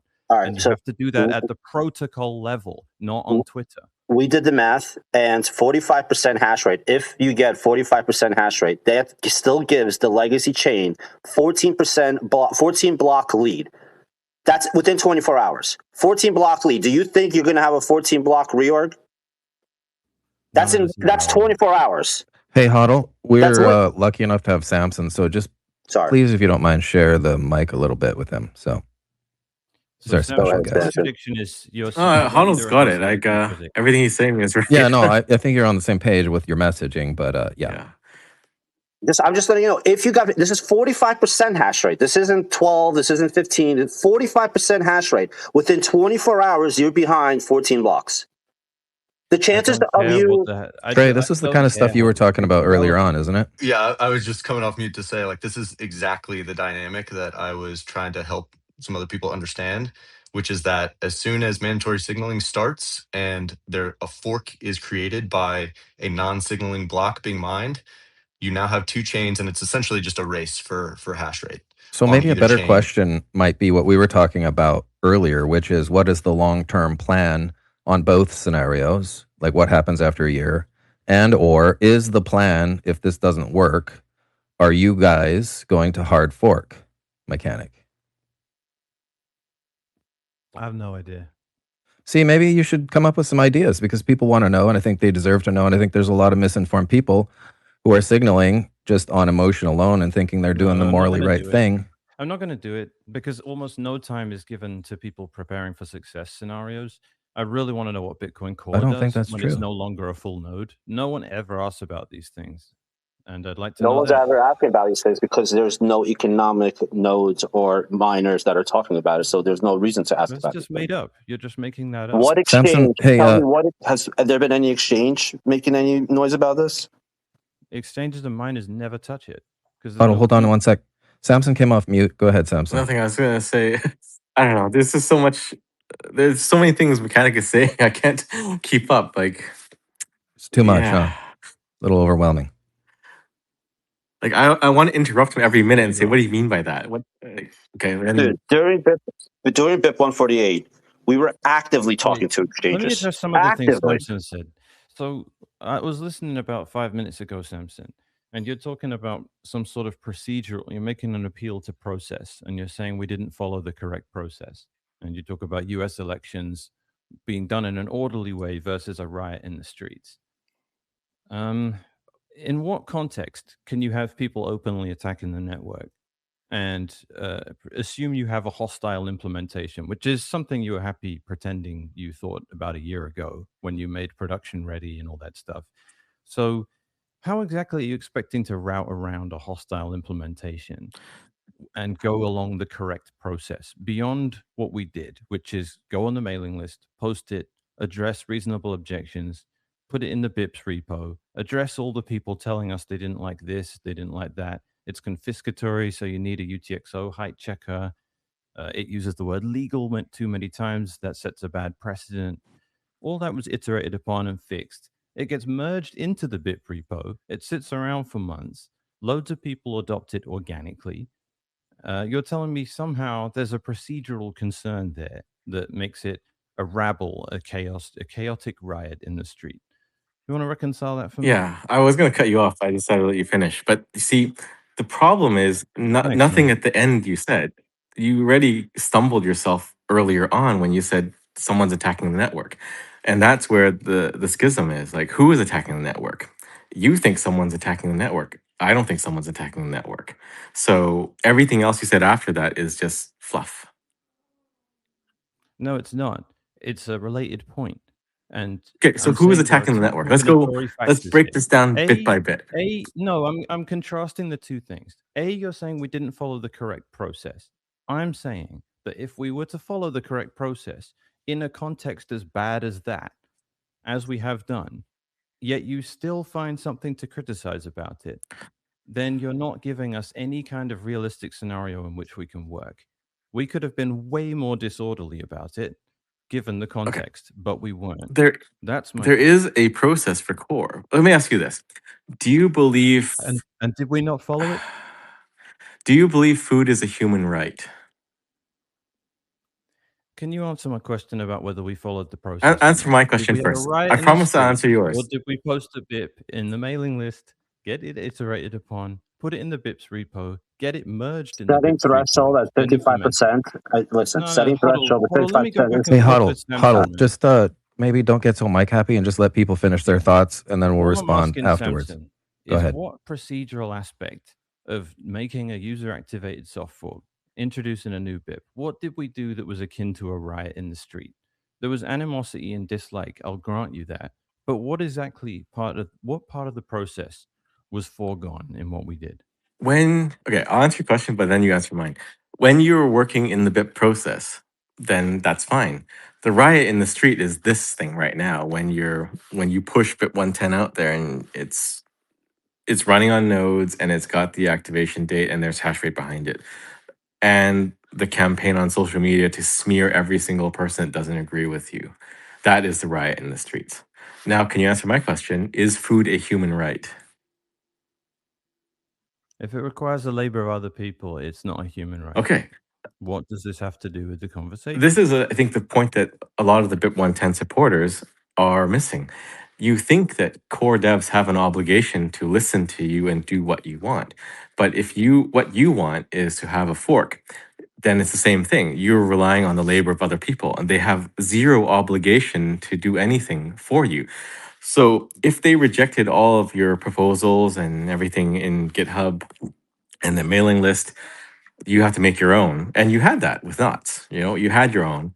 But I think you went too far in merging Knots with the 110 activation push. And that's where it went south. I'll let Mr. Hall talk now. So your argument is that I'm trying to enslave core developers and force them to do things I want. I wouldn't say that, but you're expecting them to do things you want. Well, A you lot of did. people are expecting them to do things like He's expecting them to do work on their own implementation Look, to Hodl, work Hodl, Mechanic wants. exactly. Hodl, why don't you let me argue with Samson rather No, than I'm put tagging words in out. my You mouth? go with Mr. Hall. I'm gonna have some coffee. I just think Are you leaving for good, or Are are you you just leaving taking a he's for not little good? leaving. coffee I'm He's still not break? taking coffee He's break, just going to and I got a message my team. Okay, I Samson, we'll see have you an soon. output dev All right, report, before you thanks, leave, man. but I'm gonna so skip. just Okay. before you leave, your arguments are that we had some procedural incorrectness, which is a nitpick, which you can't cite any evidence Yeah, for. I don't I even care want to about enslave that core part. developers because they're not doing what I want, when I have no problem with them doing what they want. I am Yeah, fine with the network routing around them.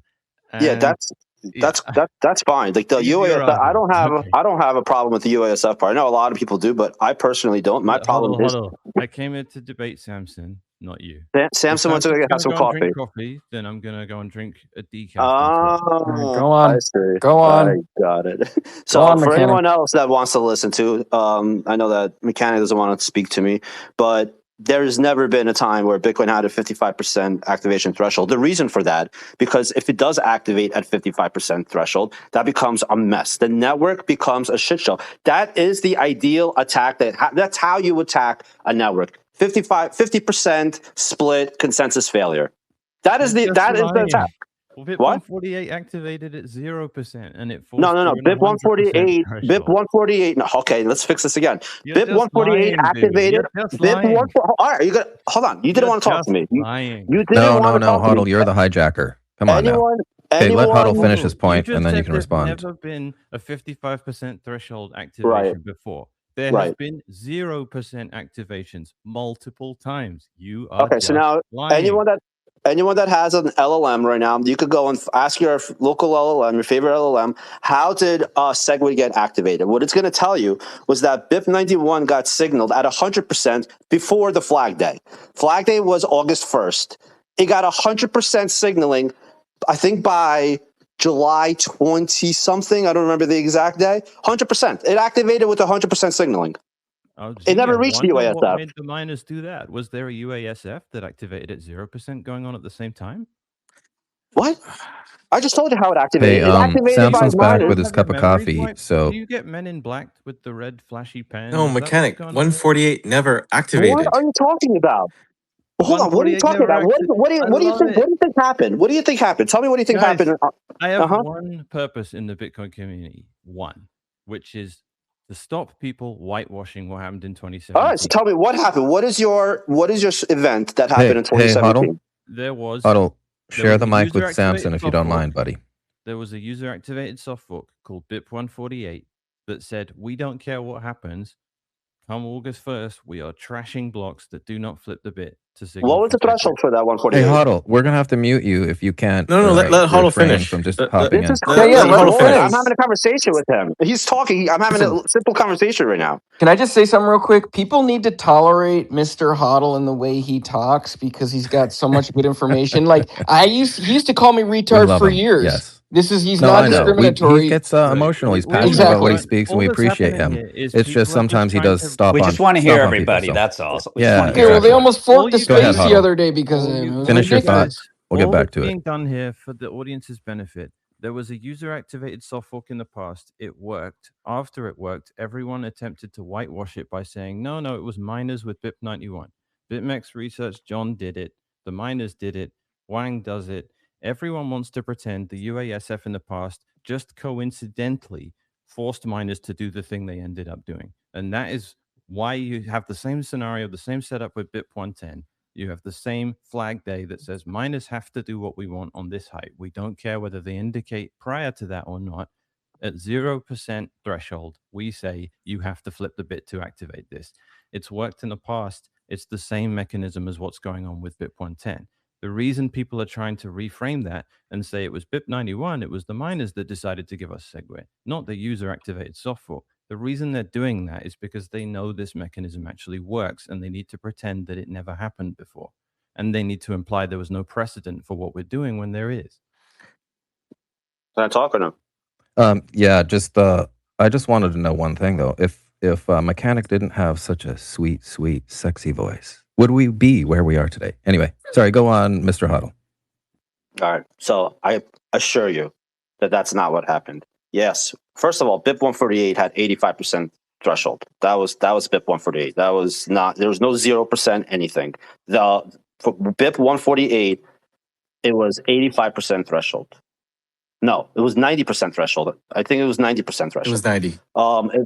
It was 90. It got lowered. BIP91 got lowered to 85% because at that point, the back channel talk with the exchanges and miners were ready to capitulate at that point. They were ready to run BIP91. The reason they didn't run BIP148, and you could look at Jihan's Twitter, I'm pretty sure it's still standing there, is because he thought that BIP148 came from Dragon's Den. And he refused to run anything that had to do with Dragon's Den because he thought there was a bunch of core developers that were involved with that. You're getting off track. I'm giving you a history lesson. I'm giving you a history lesson of what happened. I'm So not then what concerned with happened? whether miners run knots or not. Let Mr. Hodl finish. Let Mr. Hodl finish. No, we need to stay on track. He is on It track. doesn't matter He's whether they explaining ran Why are to you kidding me? you. I'm telling you what happened in 2017 right now. Look at You don't want to hear because you don't want everyone Mechanic, else to where hear. were you? They ran. Where I were care you? whether they obeyed the rules of the UASF. Mechanic. I don't care what the name of the client Where was. were you in 2017? Listening to me. I was at Terrence's mom's house. All right. I was living in So, London. I don't know so, where you so BIP 148 got released. They weren't going to run that. Then there was a carrot that not John, James Hillard created BIP 91. But James went to Jihan and was like, okay, well, this isn't coming from Dragon's Den. This is coming from me.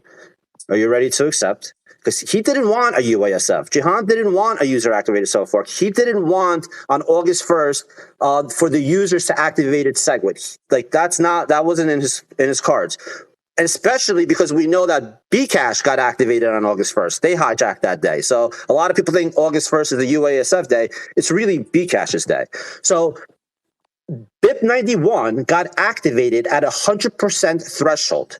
Sure, you could say BIP148 basically forced their hand because there was already 10% hash power that was signaling for BIP148, and right from the get-go, there was over 20% hash power signaling for BIP141, which was SegWit. So we already knew the hash power was there. Man, watching you guys squirm around pretending BIP148. I'm telling you what happened. I'm telling you literally the facts of what happened. Hodl, it's pathetic, dude. You know it was BIP148 that caused that. No, we're telling you, it is not. Dude. No, you're No, lying. I'm not lying. How am I lying? I was there. Luke is in the room. You were there, This and is now getting you're ridiculous. rewriting history, and you know I'm what not happens. rewriting We're not rewriting history. history. Mechanic. Usually, Samson, like a lot of people are ignorant about this period in history. You aren't. You're intentionally deceiving everyone. Mechanic. yeah, I think you're doing the same thing. Don't trust, verify. You know, this is why Lynn Alden said on a thing, like, sometimes guys let it play out, you know, let them fork off. And I think that's true. I mean, if mechanic on okay, say it's August 8th, you have 6% hash power. Blocks are coming in. You have maybe a block or two a day coming in. You need at least 100 blocks in order to be able to move any UTXOs. To get those 100 blocks is going to take you weeks, maybe months. What are you doing? I've already said I don't know. That's the answer. Yeah. All right, I'm done. Have fun, guys.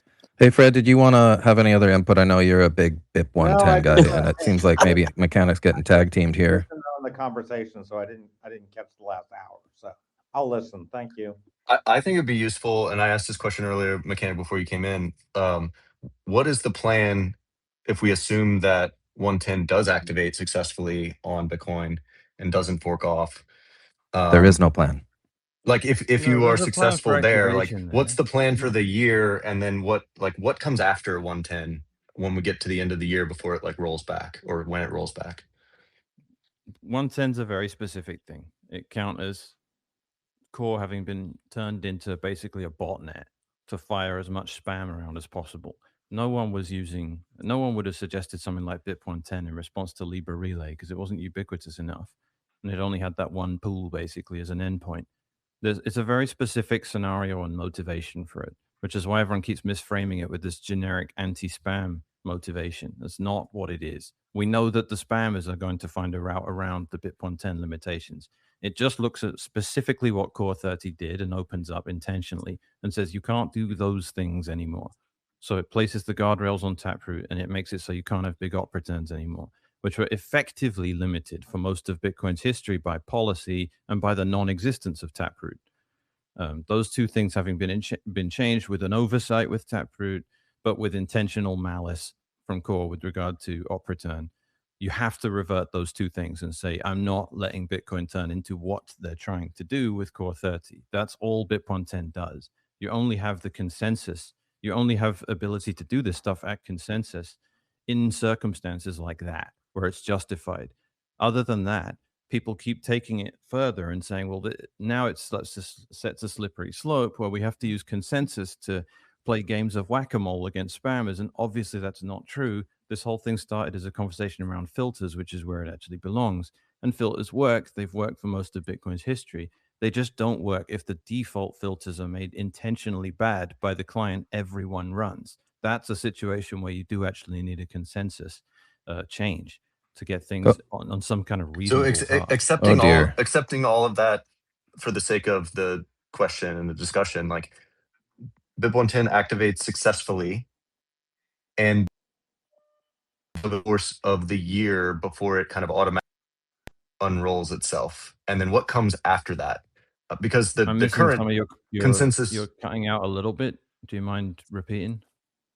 Sorry, the BIP110 rolls back after a year, correct? Yep. And the current consensus that we have today is not acceptable to the BIP110 community, which is why you're, going for this fork. So it would be unacceptable for it to roll back without some other type of work being done in the meantime for a 110 V2 that would be permanent, I would assume, or there must be like some type of thought toward what comes after 110 and what is done in the meantime while it is activated. That's the crux of my question. I'm just trying to like understand what the longer term plan is. Fair enough. I think the plan is to basically, I'm going to post videos of my feelings about Bitcoin, and I think that will. Can I answer? Like troll a bit later. Can I answer the actual genuine? I'm not trolling. Hey, who let Mechanic in here? One of you guys. Do me not a favor me. And kick. Can Humble or Terrence? Can you just take him out for now? This is a. Yeah. I mean, no, it's a very I serious. dropped him. Sorry, I didn't realize he was here. And I want to hear from Samson and Daniel. Humble's fired. I'm only asking about. The question is about what happens while BIP110 is active. How come the circumstances at the end of the year are any different to what we're going into now, will we not just have to do the same thing again? And again, it comes down to context.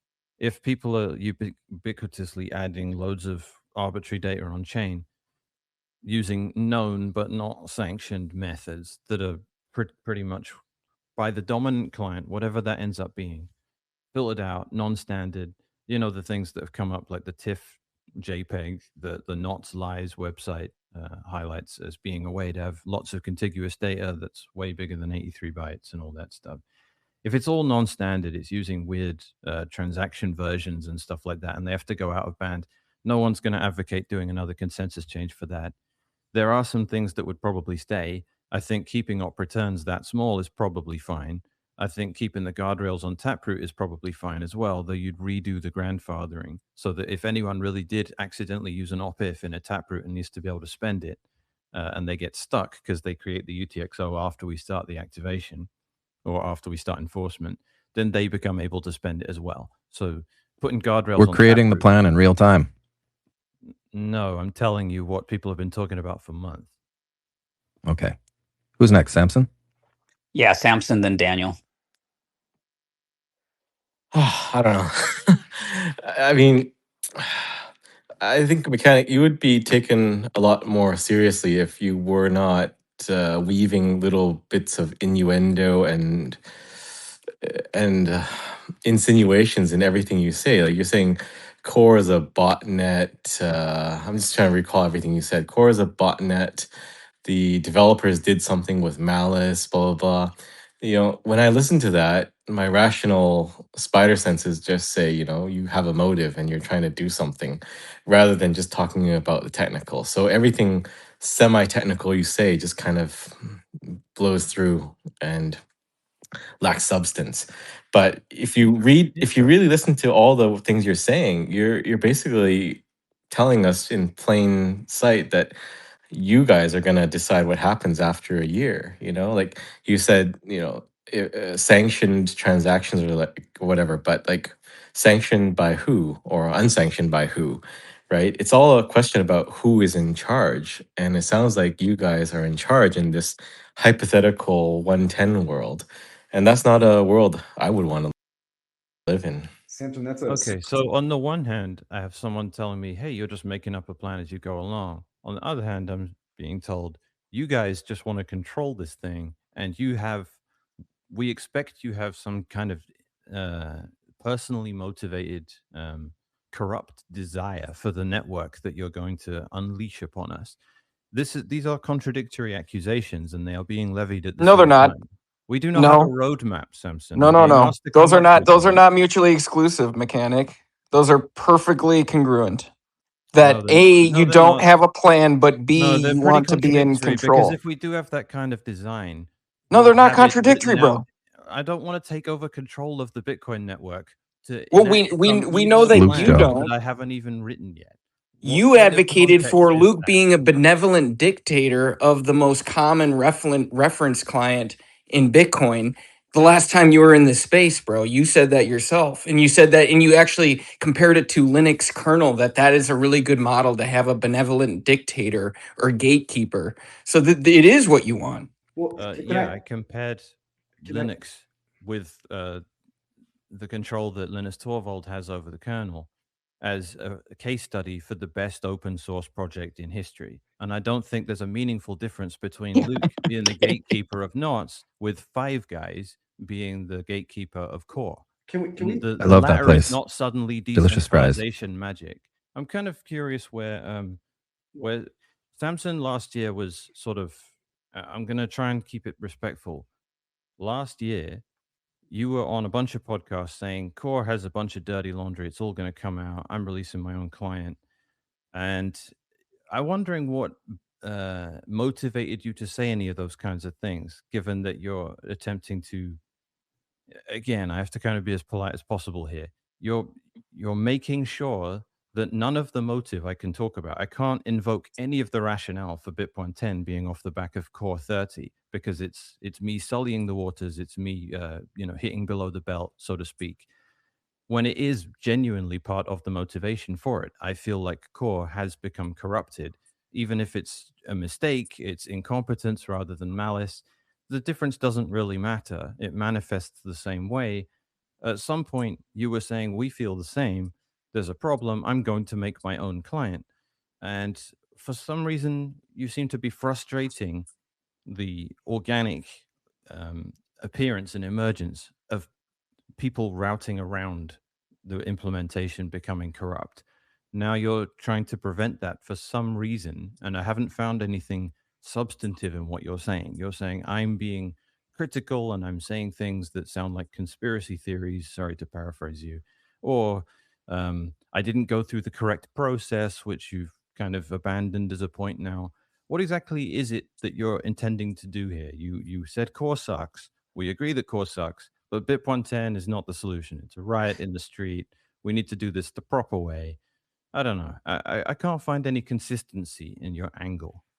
Well, I've never said core sucks. I said there are structural and maybe cultural problems in that. And I think the podcast that John Attack has done has highlighted a lot of those issues too. Like it is the maintainer selection process, interpersonal relationships that are weird, everything that everyone's angry about. Those are real things. And I hinted at it before John came out. And I stand by what I said, that there are some structural issues. It's not great that most Bitcoin development is centered in the US and in 3 offices, and there can be groupthink. But none of that means you throw the baby out with the bathwater. Core is not a monolith where they're all zombies thinking the exact same thing, trying to let spam in. There are a couple brash, low EQ people, I don't want to name names, that instigated a lot of this conflict and divisiveness, but that is not representative of the whole. Just like in BIP110 supporters, there are rational people that said they're not going to follow you onto a fork. And if it did fork, that's the end of it for them, right? Like Arthur, Luke DeWolf, they've all said they're not going to follow you guys off onto a fork. So I think the biggest problem is you're assuming core is a monolith. And if I say something critiquing core, that means I hate them, and that's, we're going to throw it away and do something new. Production ready, I want to correct you, it's not building a client. We are a funding org like Brink or OpenSats. And I think what we're doing is the right solution. We're going to fund something which has the ethos we believe in, and we're going to do it in the least disruptive way, instead of saying we're making a client and we're forking the network because we don't like something you guys did or we disagree, because we have no control over what core does. It's its own organization with its own governance and rules and maintainers, and the best way is to build a separate one that we think has a different value set and different people involved. Okay, so to respond to that, it seems like, again, I'll highlight the contradiction in the sort of complaint you made about my side on this whole thing. First, you're saying you're going about it in an incorrect way. There are too many personal attacks. There are too many implications against people and their motives and assumptions. When I try and pin you down on what it is you dislike about core, that's all you talk about. Because my problem with core is specifically what they did with data carrier size and with closing a pull request to merge the inscriptions filter, citing it as controversial when that had never been a moderation policy before. I don't care who core are. I don't care whether they're DEI hires. I don't care what their motivations are. I just care about what people did. I was fine with everyone in core. I never complained about anything they did until they started doing bad stuff.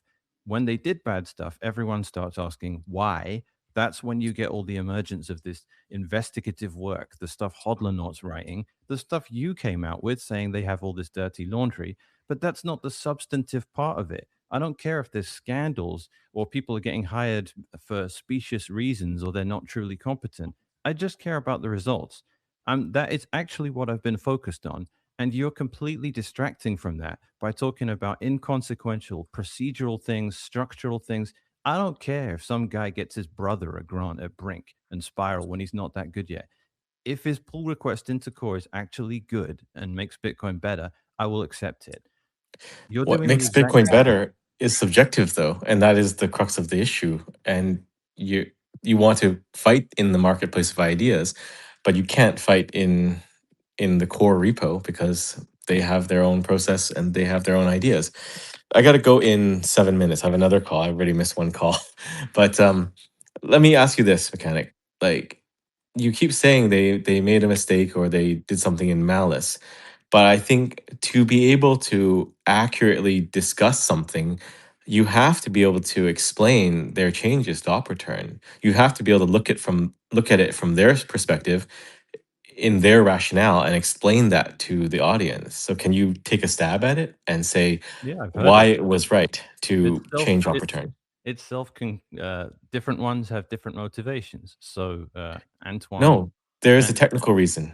there were multiple reasons offered by different people. Antoine Poinceau's argument was, if we don't do this and people want to use big op returns, then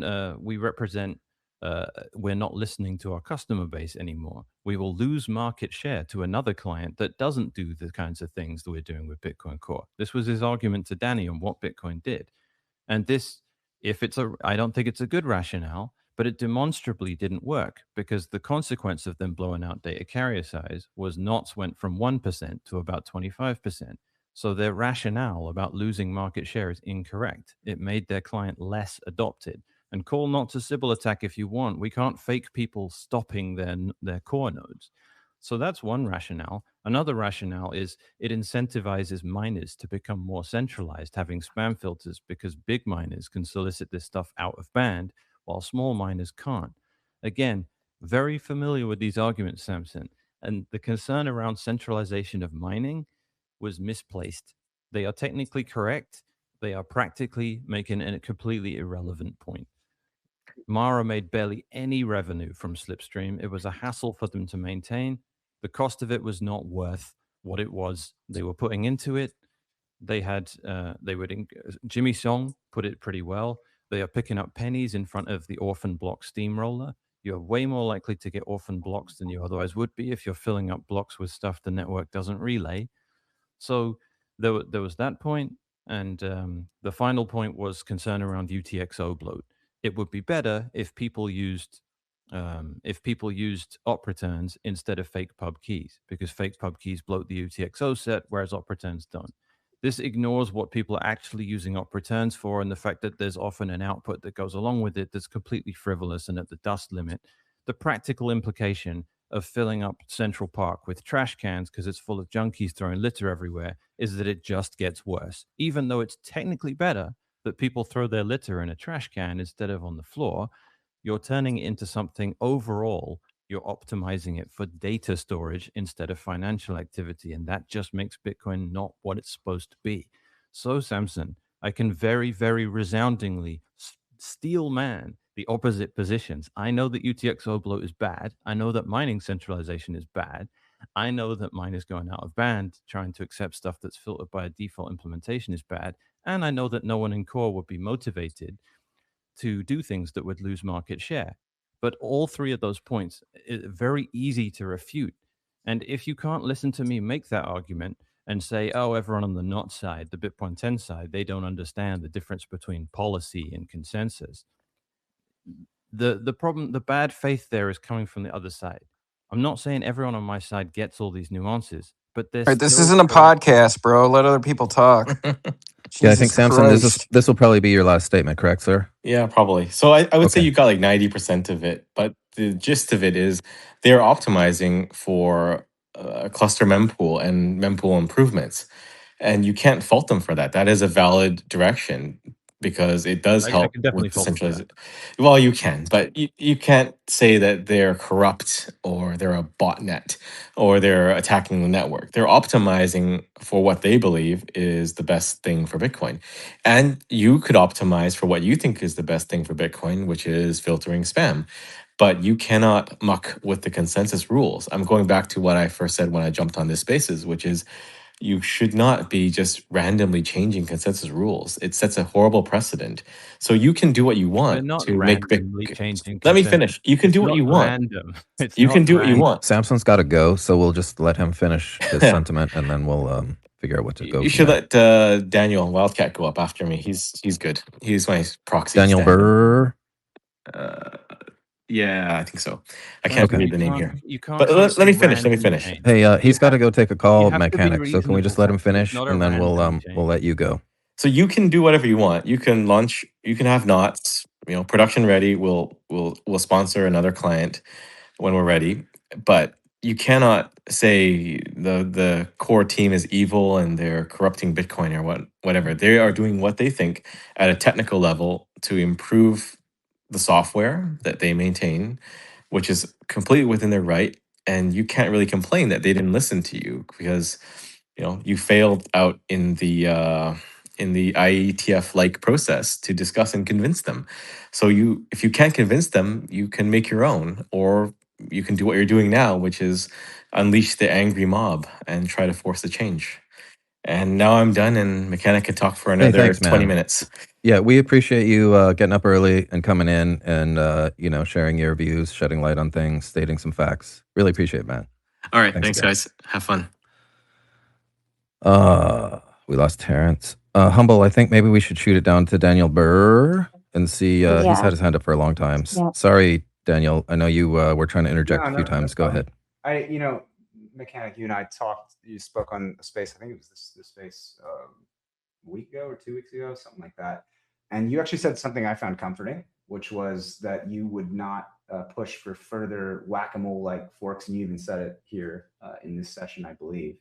And I think that's good because I think that the more that we install sort of a fork regime or this fast forking thing, that's probably net bad for Bitcoin. The only issue I see is that all the changes effectively have already been worked around for 110, right? All the protocols have come up with their little workarounds. The long-lasting price impact is like 0.5%, certainly under 1% in terms of the cost it's actually going to incur on these protocols. So let's skip ahead. Let's just assume, even though I don't think it will, that 110 succeeds and that takes over as sort of the leading implementation of Bitcoin, and it expires. And the move there is like let's say, oh man, it went so well. Let's just make all those things permanent. Well, what's the effect of those things being permanent? Well, the protocols that we dislike or we might call spam already worked around it, so they're not. It's no loss for them really. Their costs don't materially go up that much. It seems to me the only effect would be, whether it reverted or stayed true to those consensus changes, is that it would shift I don't want to say power, but the balance of the center of gravity of development out of core and pretty firmly with the Knots crew, specifically Luke, and maybe just a handful of people. Not that they'd be the only voices. I don't think all the other Bitcoin devs are just going to disappear, but it definitely, that seems to actually be the most tangible, lasting impact that would happen out of this whole thing, because we don't see it stopping spam by any means. It barely hinders it. And it's been worked around. It doesn't increase the cost for people. It kind of doesn't do any of those things. It does, quote unquote, send a message, I suppose, but that message is the relocation of sort of dev leadership. And if you're not going to fork again, that tells me that we're not really in this to, quote unquote, stop spam, because you would have to play whack-a-mole kind of for a very extended duration. And the reason why I don't, and maybe you can address this point, the reason why I think it's ultimately a failure is because Bitcoin has public keys and hashes in it. And all we're really talking about when we eliminate these opcodes is changing the shape of spam, right? We're going from taller, fatter spam transactions, things that a single transaction can carry more data, to effectively just making it more atomic and flatter, like more horizontal transaction space taken up to achieve the same amount of spam. So we're not doing much, but what we would be doing, I think, is relocating the center of dev activity. And in that sense, I'm not going to ascribe malicious intent to you, but it does seem like that's the real goal that it actually could achieve if it did succeed. What is the real goal? Just the relocation of dev. Hey, core isn't doing that great a job. We don't like them. We'd rather recenter the activity of dev and sort of the scene leadership of development into Knots, Luke, and a couple folks. Like that's what I think the effective outcome would be. You're happy to disagree, but I would think if it succeeded, that would almost be implicit. What do you think about that? Yeah, they use other ways of putting spam in the chain, which you wrongly imply is costless, and you're not able to acknowledge any mitigative capacity in that regard. I can't help you if you're going to act like that's a triviality But for we them to haven't no seen longer that. be able to use the kinds of things that they're using at the moment. They can But move to it, but some subset of them will actually do that. And when they it's do, one you'll thing to say say 100% of people spamming the chain right now are spamming the chain. I'll say yes. but just a second. It's different to say they wouldn't use the exact same things they're using today. That's correct. That's technically correct, right? You're removing certain things like opt-if and other things. So they would use a different Dan, you're route. missing the point. The point of the soft fork is it would only need to happen again if we were in a scenario in the future where knots turned malicious, intentionally solicited the worst kind of stuff to happen, and there was a client that wanted to route around the damage caused by that needed to do it resoundingly using consensus rules. That circumstance doesn't happen very often. Mechanic, it doesn't change. We're playing word games here in the sense that this set of consensus changes absolutely and certainly does hinder certain routes to getting spammy data into Bitcoin. But they're easily able to work around. They have done that. So it's effectively not achieving its goal there. And my question No, it is if you want to misrepresent its goal. It fails at doing the things it doesn't claim to do. You're correct about that. Well, if it doesn't materially actually stop the very people who we are saying spam today, that's the practical goal that I hope everyone has. It does definitely send a message. That's what I've seen a lot of people say. It sends a message, certainly sends a message, right? But if they're able to route around it and they get to do all those things, the price, BIP110 is going to fail at making Bitcoin go to $200,000 a coin. You're correct. I think it's completely detached. Yes, these things are detached. Right. And so is it countering whatever it is the inscribers are coming up with as an alternative method. The rationale for BIP110 is specifically stuff that was related to Core 30. But it's not achieving the outcome. If the outcome, look, this all started over spam, and I understand that the goal. Can you add larger than 83 byte op returns or the current inscription envelope? Can you do that stuff in BIP110 land? Yes or no? Can the same spammers who would have used that just simply and already provably have a method to work around it easily? Yes, and they are not the motivation for the BIP. Okay, so clearly it wasn't, it started as that. I just want to be clear. When I spoke to Chris like almost 2 years ago now, we would start talking and chatting. This is the crazy path this has taken. At first, I literally told him, I was like, you wouldn't even have a prayer of doing this unless you tried to change consensus rules. Chris told me, I can't even count the number of times that we were in a thread. And he was just like, you're crazy. We're never forking. That's insane. Why would we even say that? Filters are amazing. We'll just do something. We'll instill those. They're going to work great. And then everyone proved that they wouldn't work, even if they were instituted again. And so they forked. And then, not to my surprise, but now the motive or the assertion changed. Back then, it was also that it would stop spam. The moment the fork was conceived, this was like a year ago, hey, we actually are going to go this way. It was stated that it would stop spam. Then I don't know exactly when, but it certainly was half a year, sometime it flipped to being, oh no, it doesn't stop spam. They're obviously going to work around everything. It's really just to send a message and add some friction. Well, it turns out the cost friction is under 1%. And all the other protocols have already worked around it. If you're going to insist on misrepresenting the motivation for it, then you're just knocking down straw man after straw man. That's not a misrepresentation, though. Wait a second. Are you telling me the motivation by the primaries in the space, who I spoke with on multiple threads, I can't even count them, was never that it would actually effectively stop spam? Are you honestly saying that? Because I mean, I could go pull up. Obviously, I'm saying BIP110 doesn't stop spam. Obviously, I'm saying that. No, I know you're saying that now. I'm asking before the goalpost move. I'm saying you're saying that never occurred. Like He's not going to admit that right now, Daniel. What? He's not going to admit that right now. He's already stated his stance. He's saying that the goalpost where it is now has always been where it was. Wicked, why are you jumping in a conversation, putting words in my mouth? Let me go. Okay, well, go ahead. Dan. Was the goalpost changed or not? Wicked. Let Dan actually ask his question and I'll answer it rather than you guess what my answer would be. I'm asking you whether at least a majority of the primaries, people who are big in that Nazi ecosystem, are certainly big in the 110 push, held an opinion back right about the time they flipped from we're never going to fork to we are going to try to do that this was going to be an effective attack on spam that would stop spam to a very significant degree. You're saying they never held that opinion. That was never the goal at all. Is that your opinion? Obviously not. Do you want to state it in a kind of measured capacity? Like a lot of the people on the not side are somewhat motivated by BIP110 reducing arbitrary data, which is the name of the fork. Remember, I it's don't not want to called say the just stop. reducing them. I It's think not that's called the stop all arbitrary data permanently forever without any I didn't holes. speak in absolutes, Temporary though. permanent soft fork, is it? I didn't speak in those absolutes. I didn't say that it was going to stop all or Yes, you none. did. You presented it as that's exactly how you presented it. I said now, after the fact that they've had the opportunity to work around it, they've all worked around it with different All with right, different Dan, do you formulations. think there is anyone out there genuinely supporting BIP110 that doesn't realize spammers can get arbitrary data into Bitcoin in BIP110 Are you friendly ways? aware of the guru? I'm sure you're aware. The people are retarded, in fact. Yes, I've met droves. Okay, so you just haven't interacted with them. You don't think they've seen Peter Todd adding shit to the chain that is compliant with BIP110? You think they missed all that?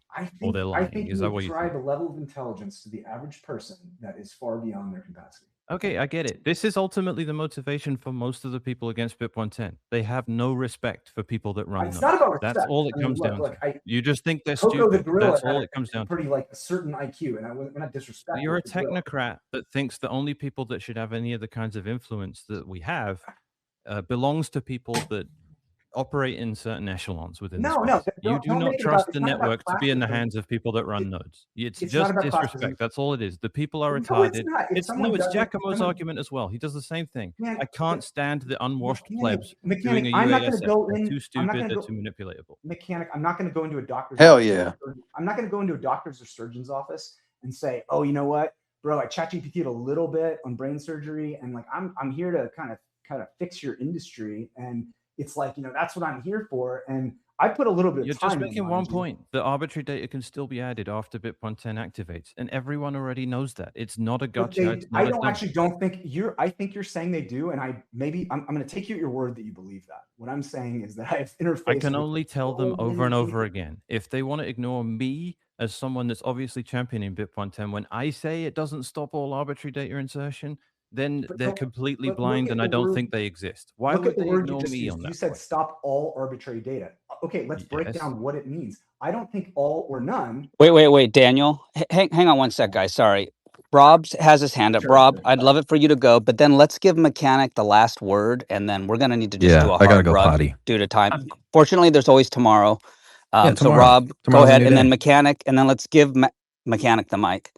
I'll give 20 seconds of very concise 2 points. One, to say that this is all in response to version 30 does not make sense to me because the consensus changes go outside the scope of upper term, right? So you could say it was a reaction to version 30, but the consensus changes proposed have many things. The other 6 consensus rules are totally unrelated to the upper turn stuff. So there's a bundling going on here. That's the first point.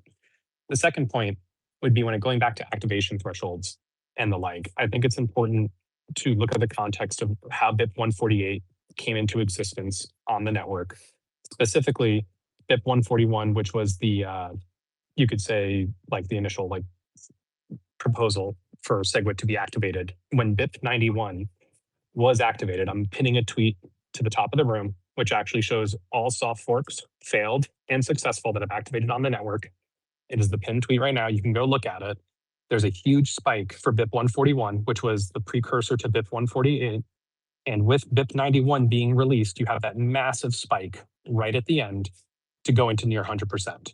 So BIP148 existed in a context where a separate BIP was released, where the miners all capitulated and flipped on signaling. I think there's a fair conversation to be had that maybe you could say that BIP91 was issued as a way to basically capitulate to BIP148. Like you can make those like the time order arguments, but I just think that's really important context in the world that BIP148 lived in. BIP91 made the miner signaling flip aggressively for BIP141, which was BIP140, the actual SegWit upgrade, and BIP148 was the UASF of BIP141. So I think these are just important context and facts when we talk about the role in history BIP148 had. It had other BIPs that it was competing with, well, in complementary working with, and the miners flipped bits according to BIP91. So that it is one part of a larger story. All right, let's let Mechanic now have the last word, and of course, we're here tomorrow, everybody.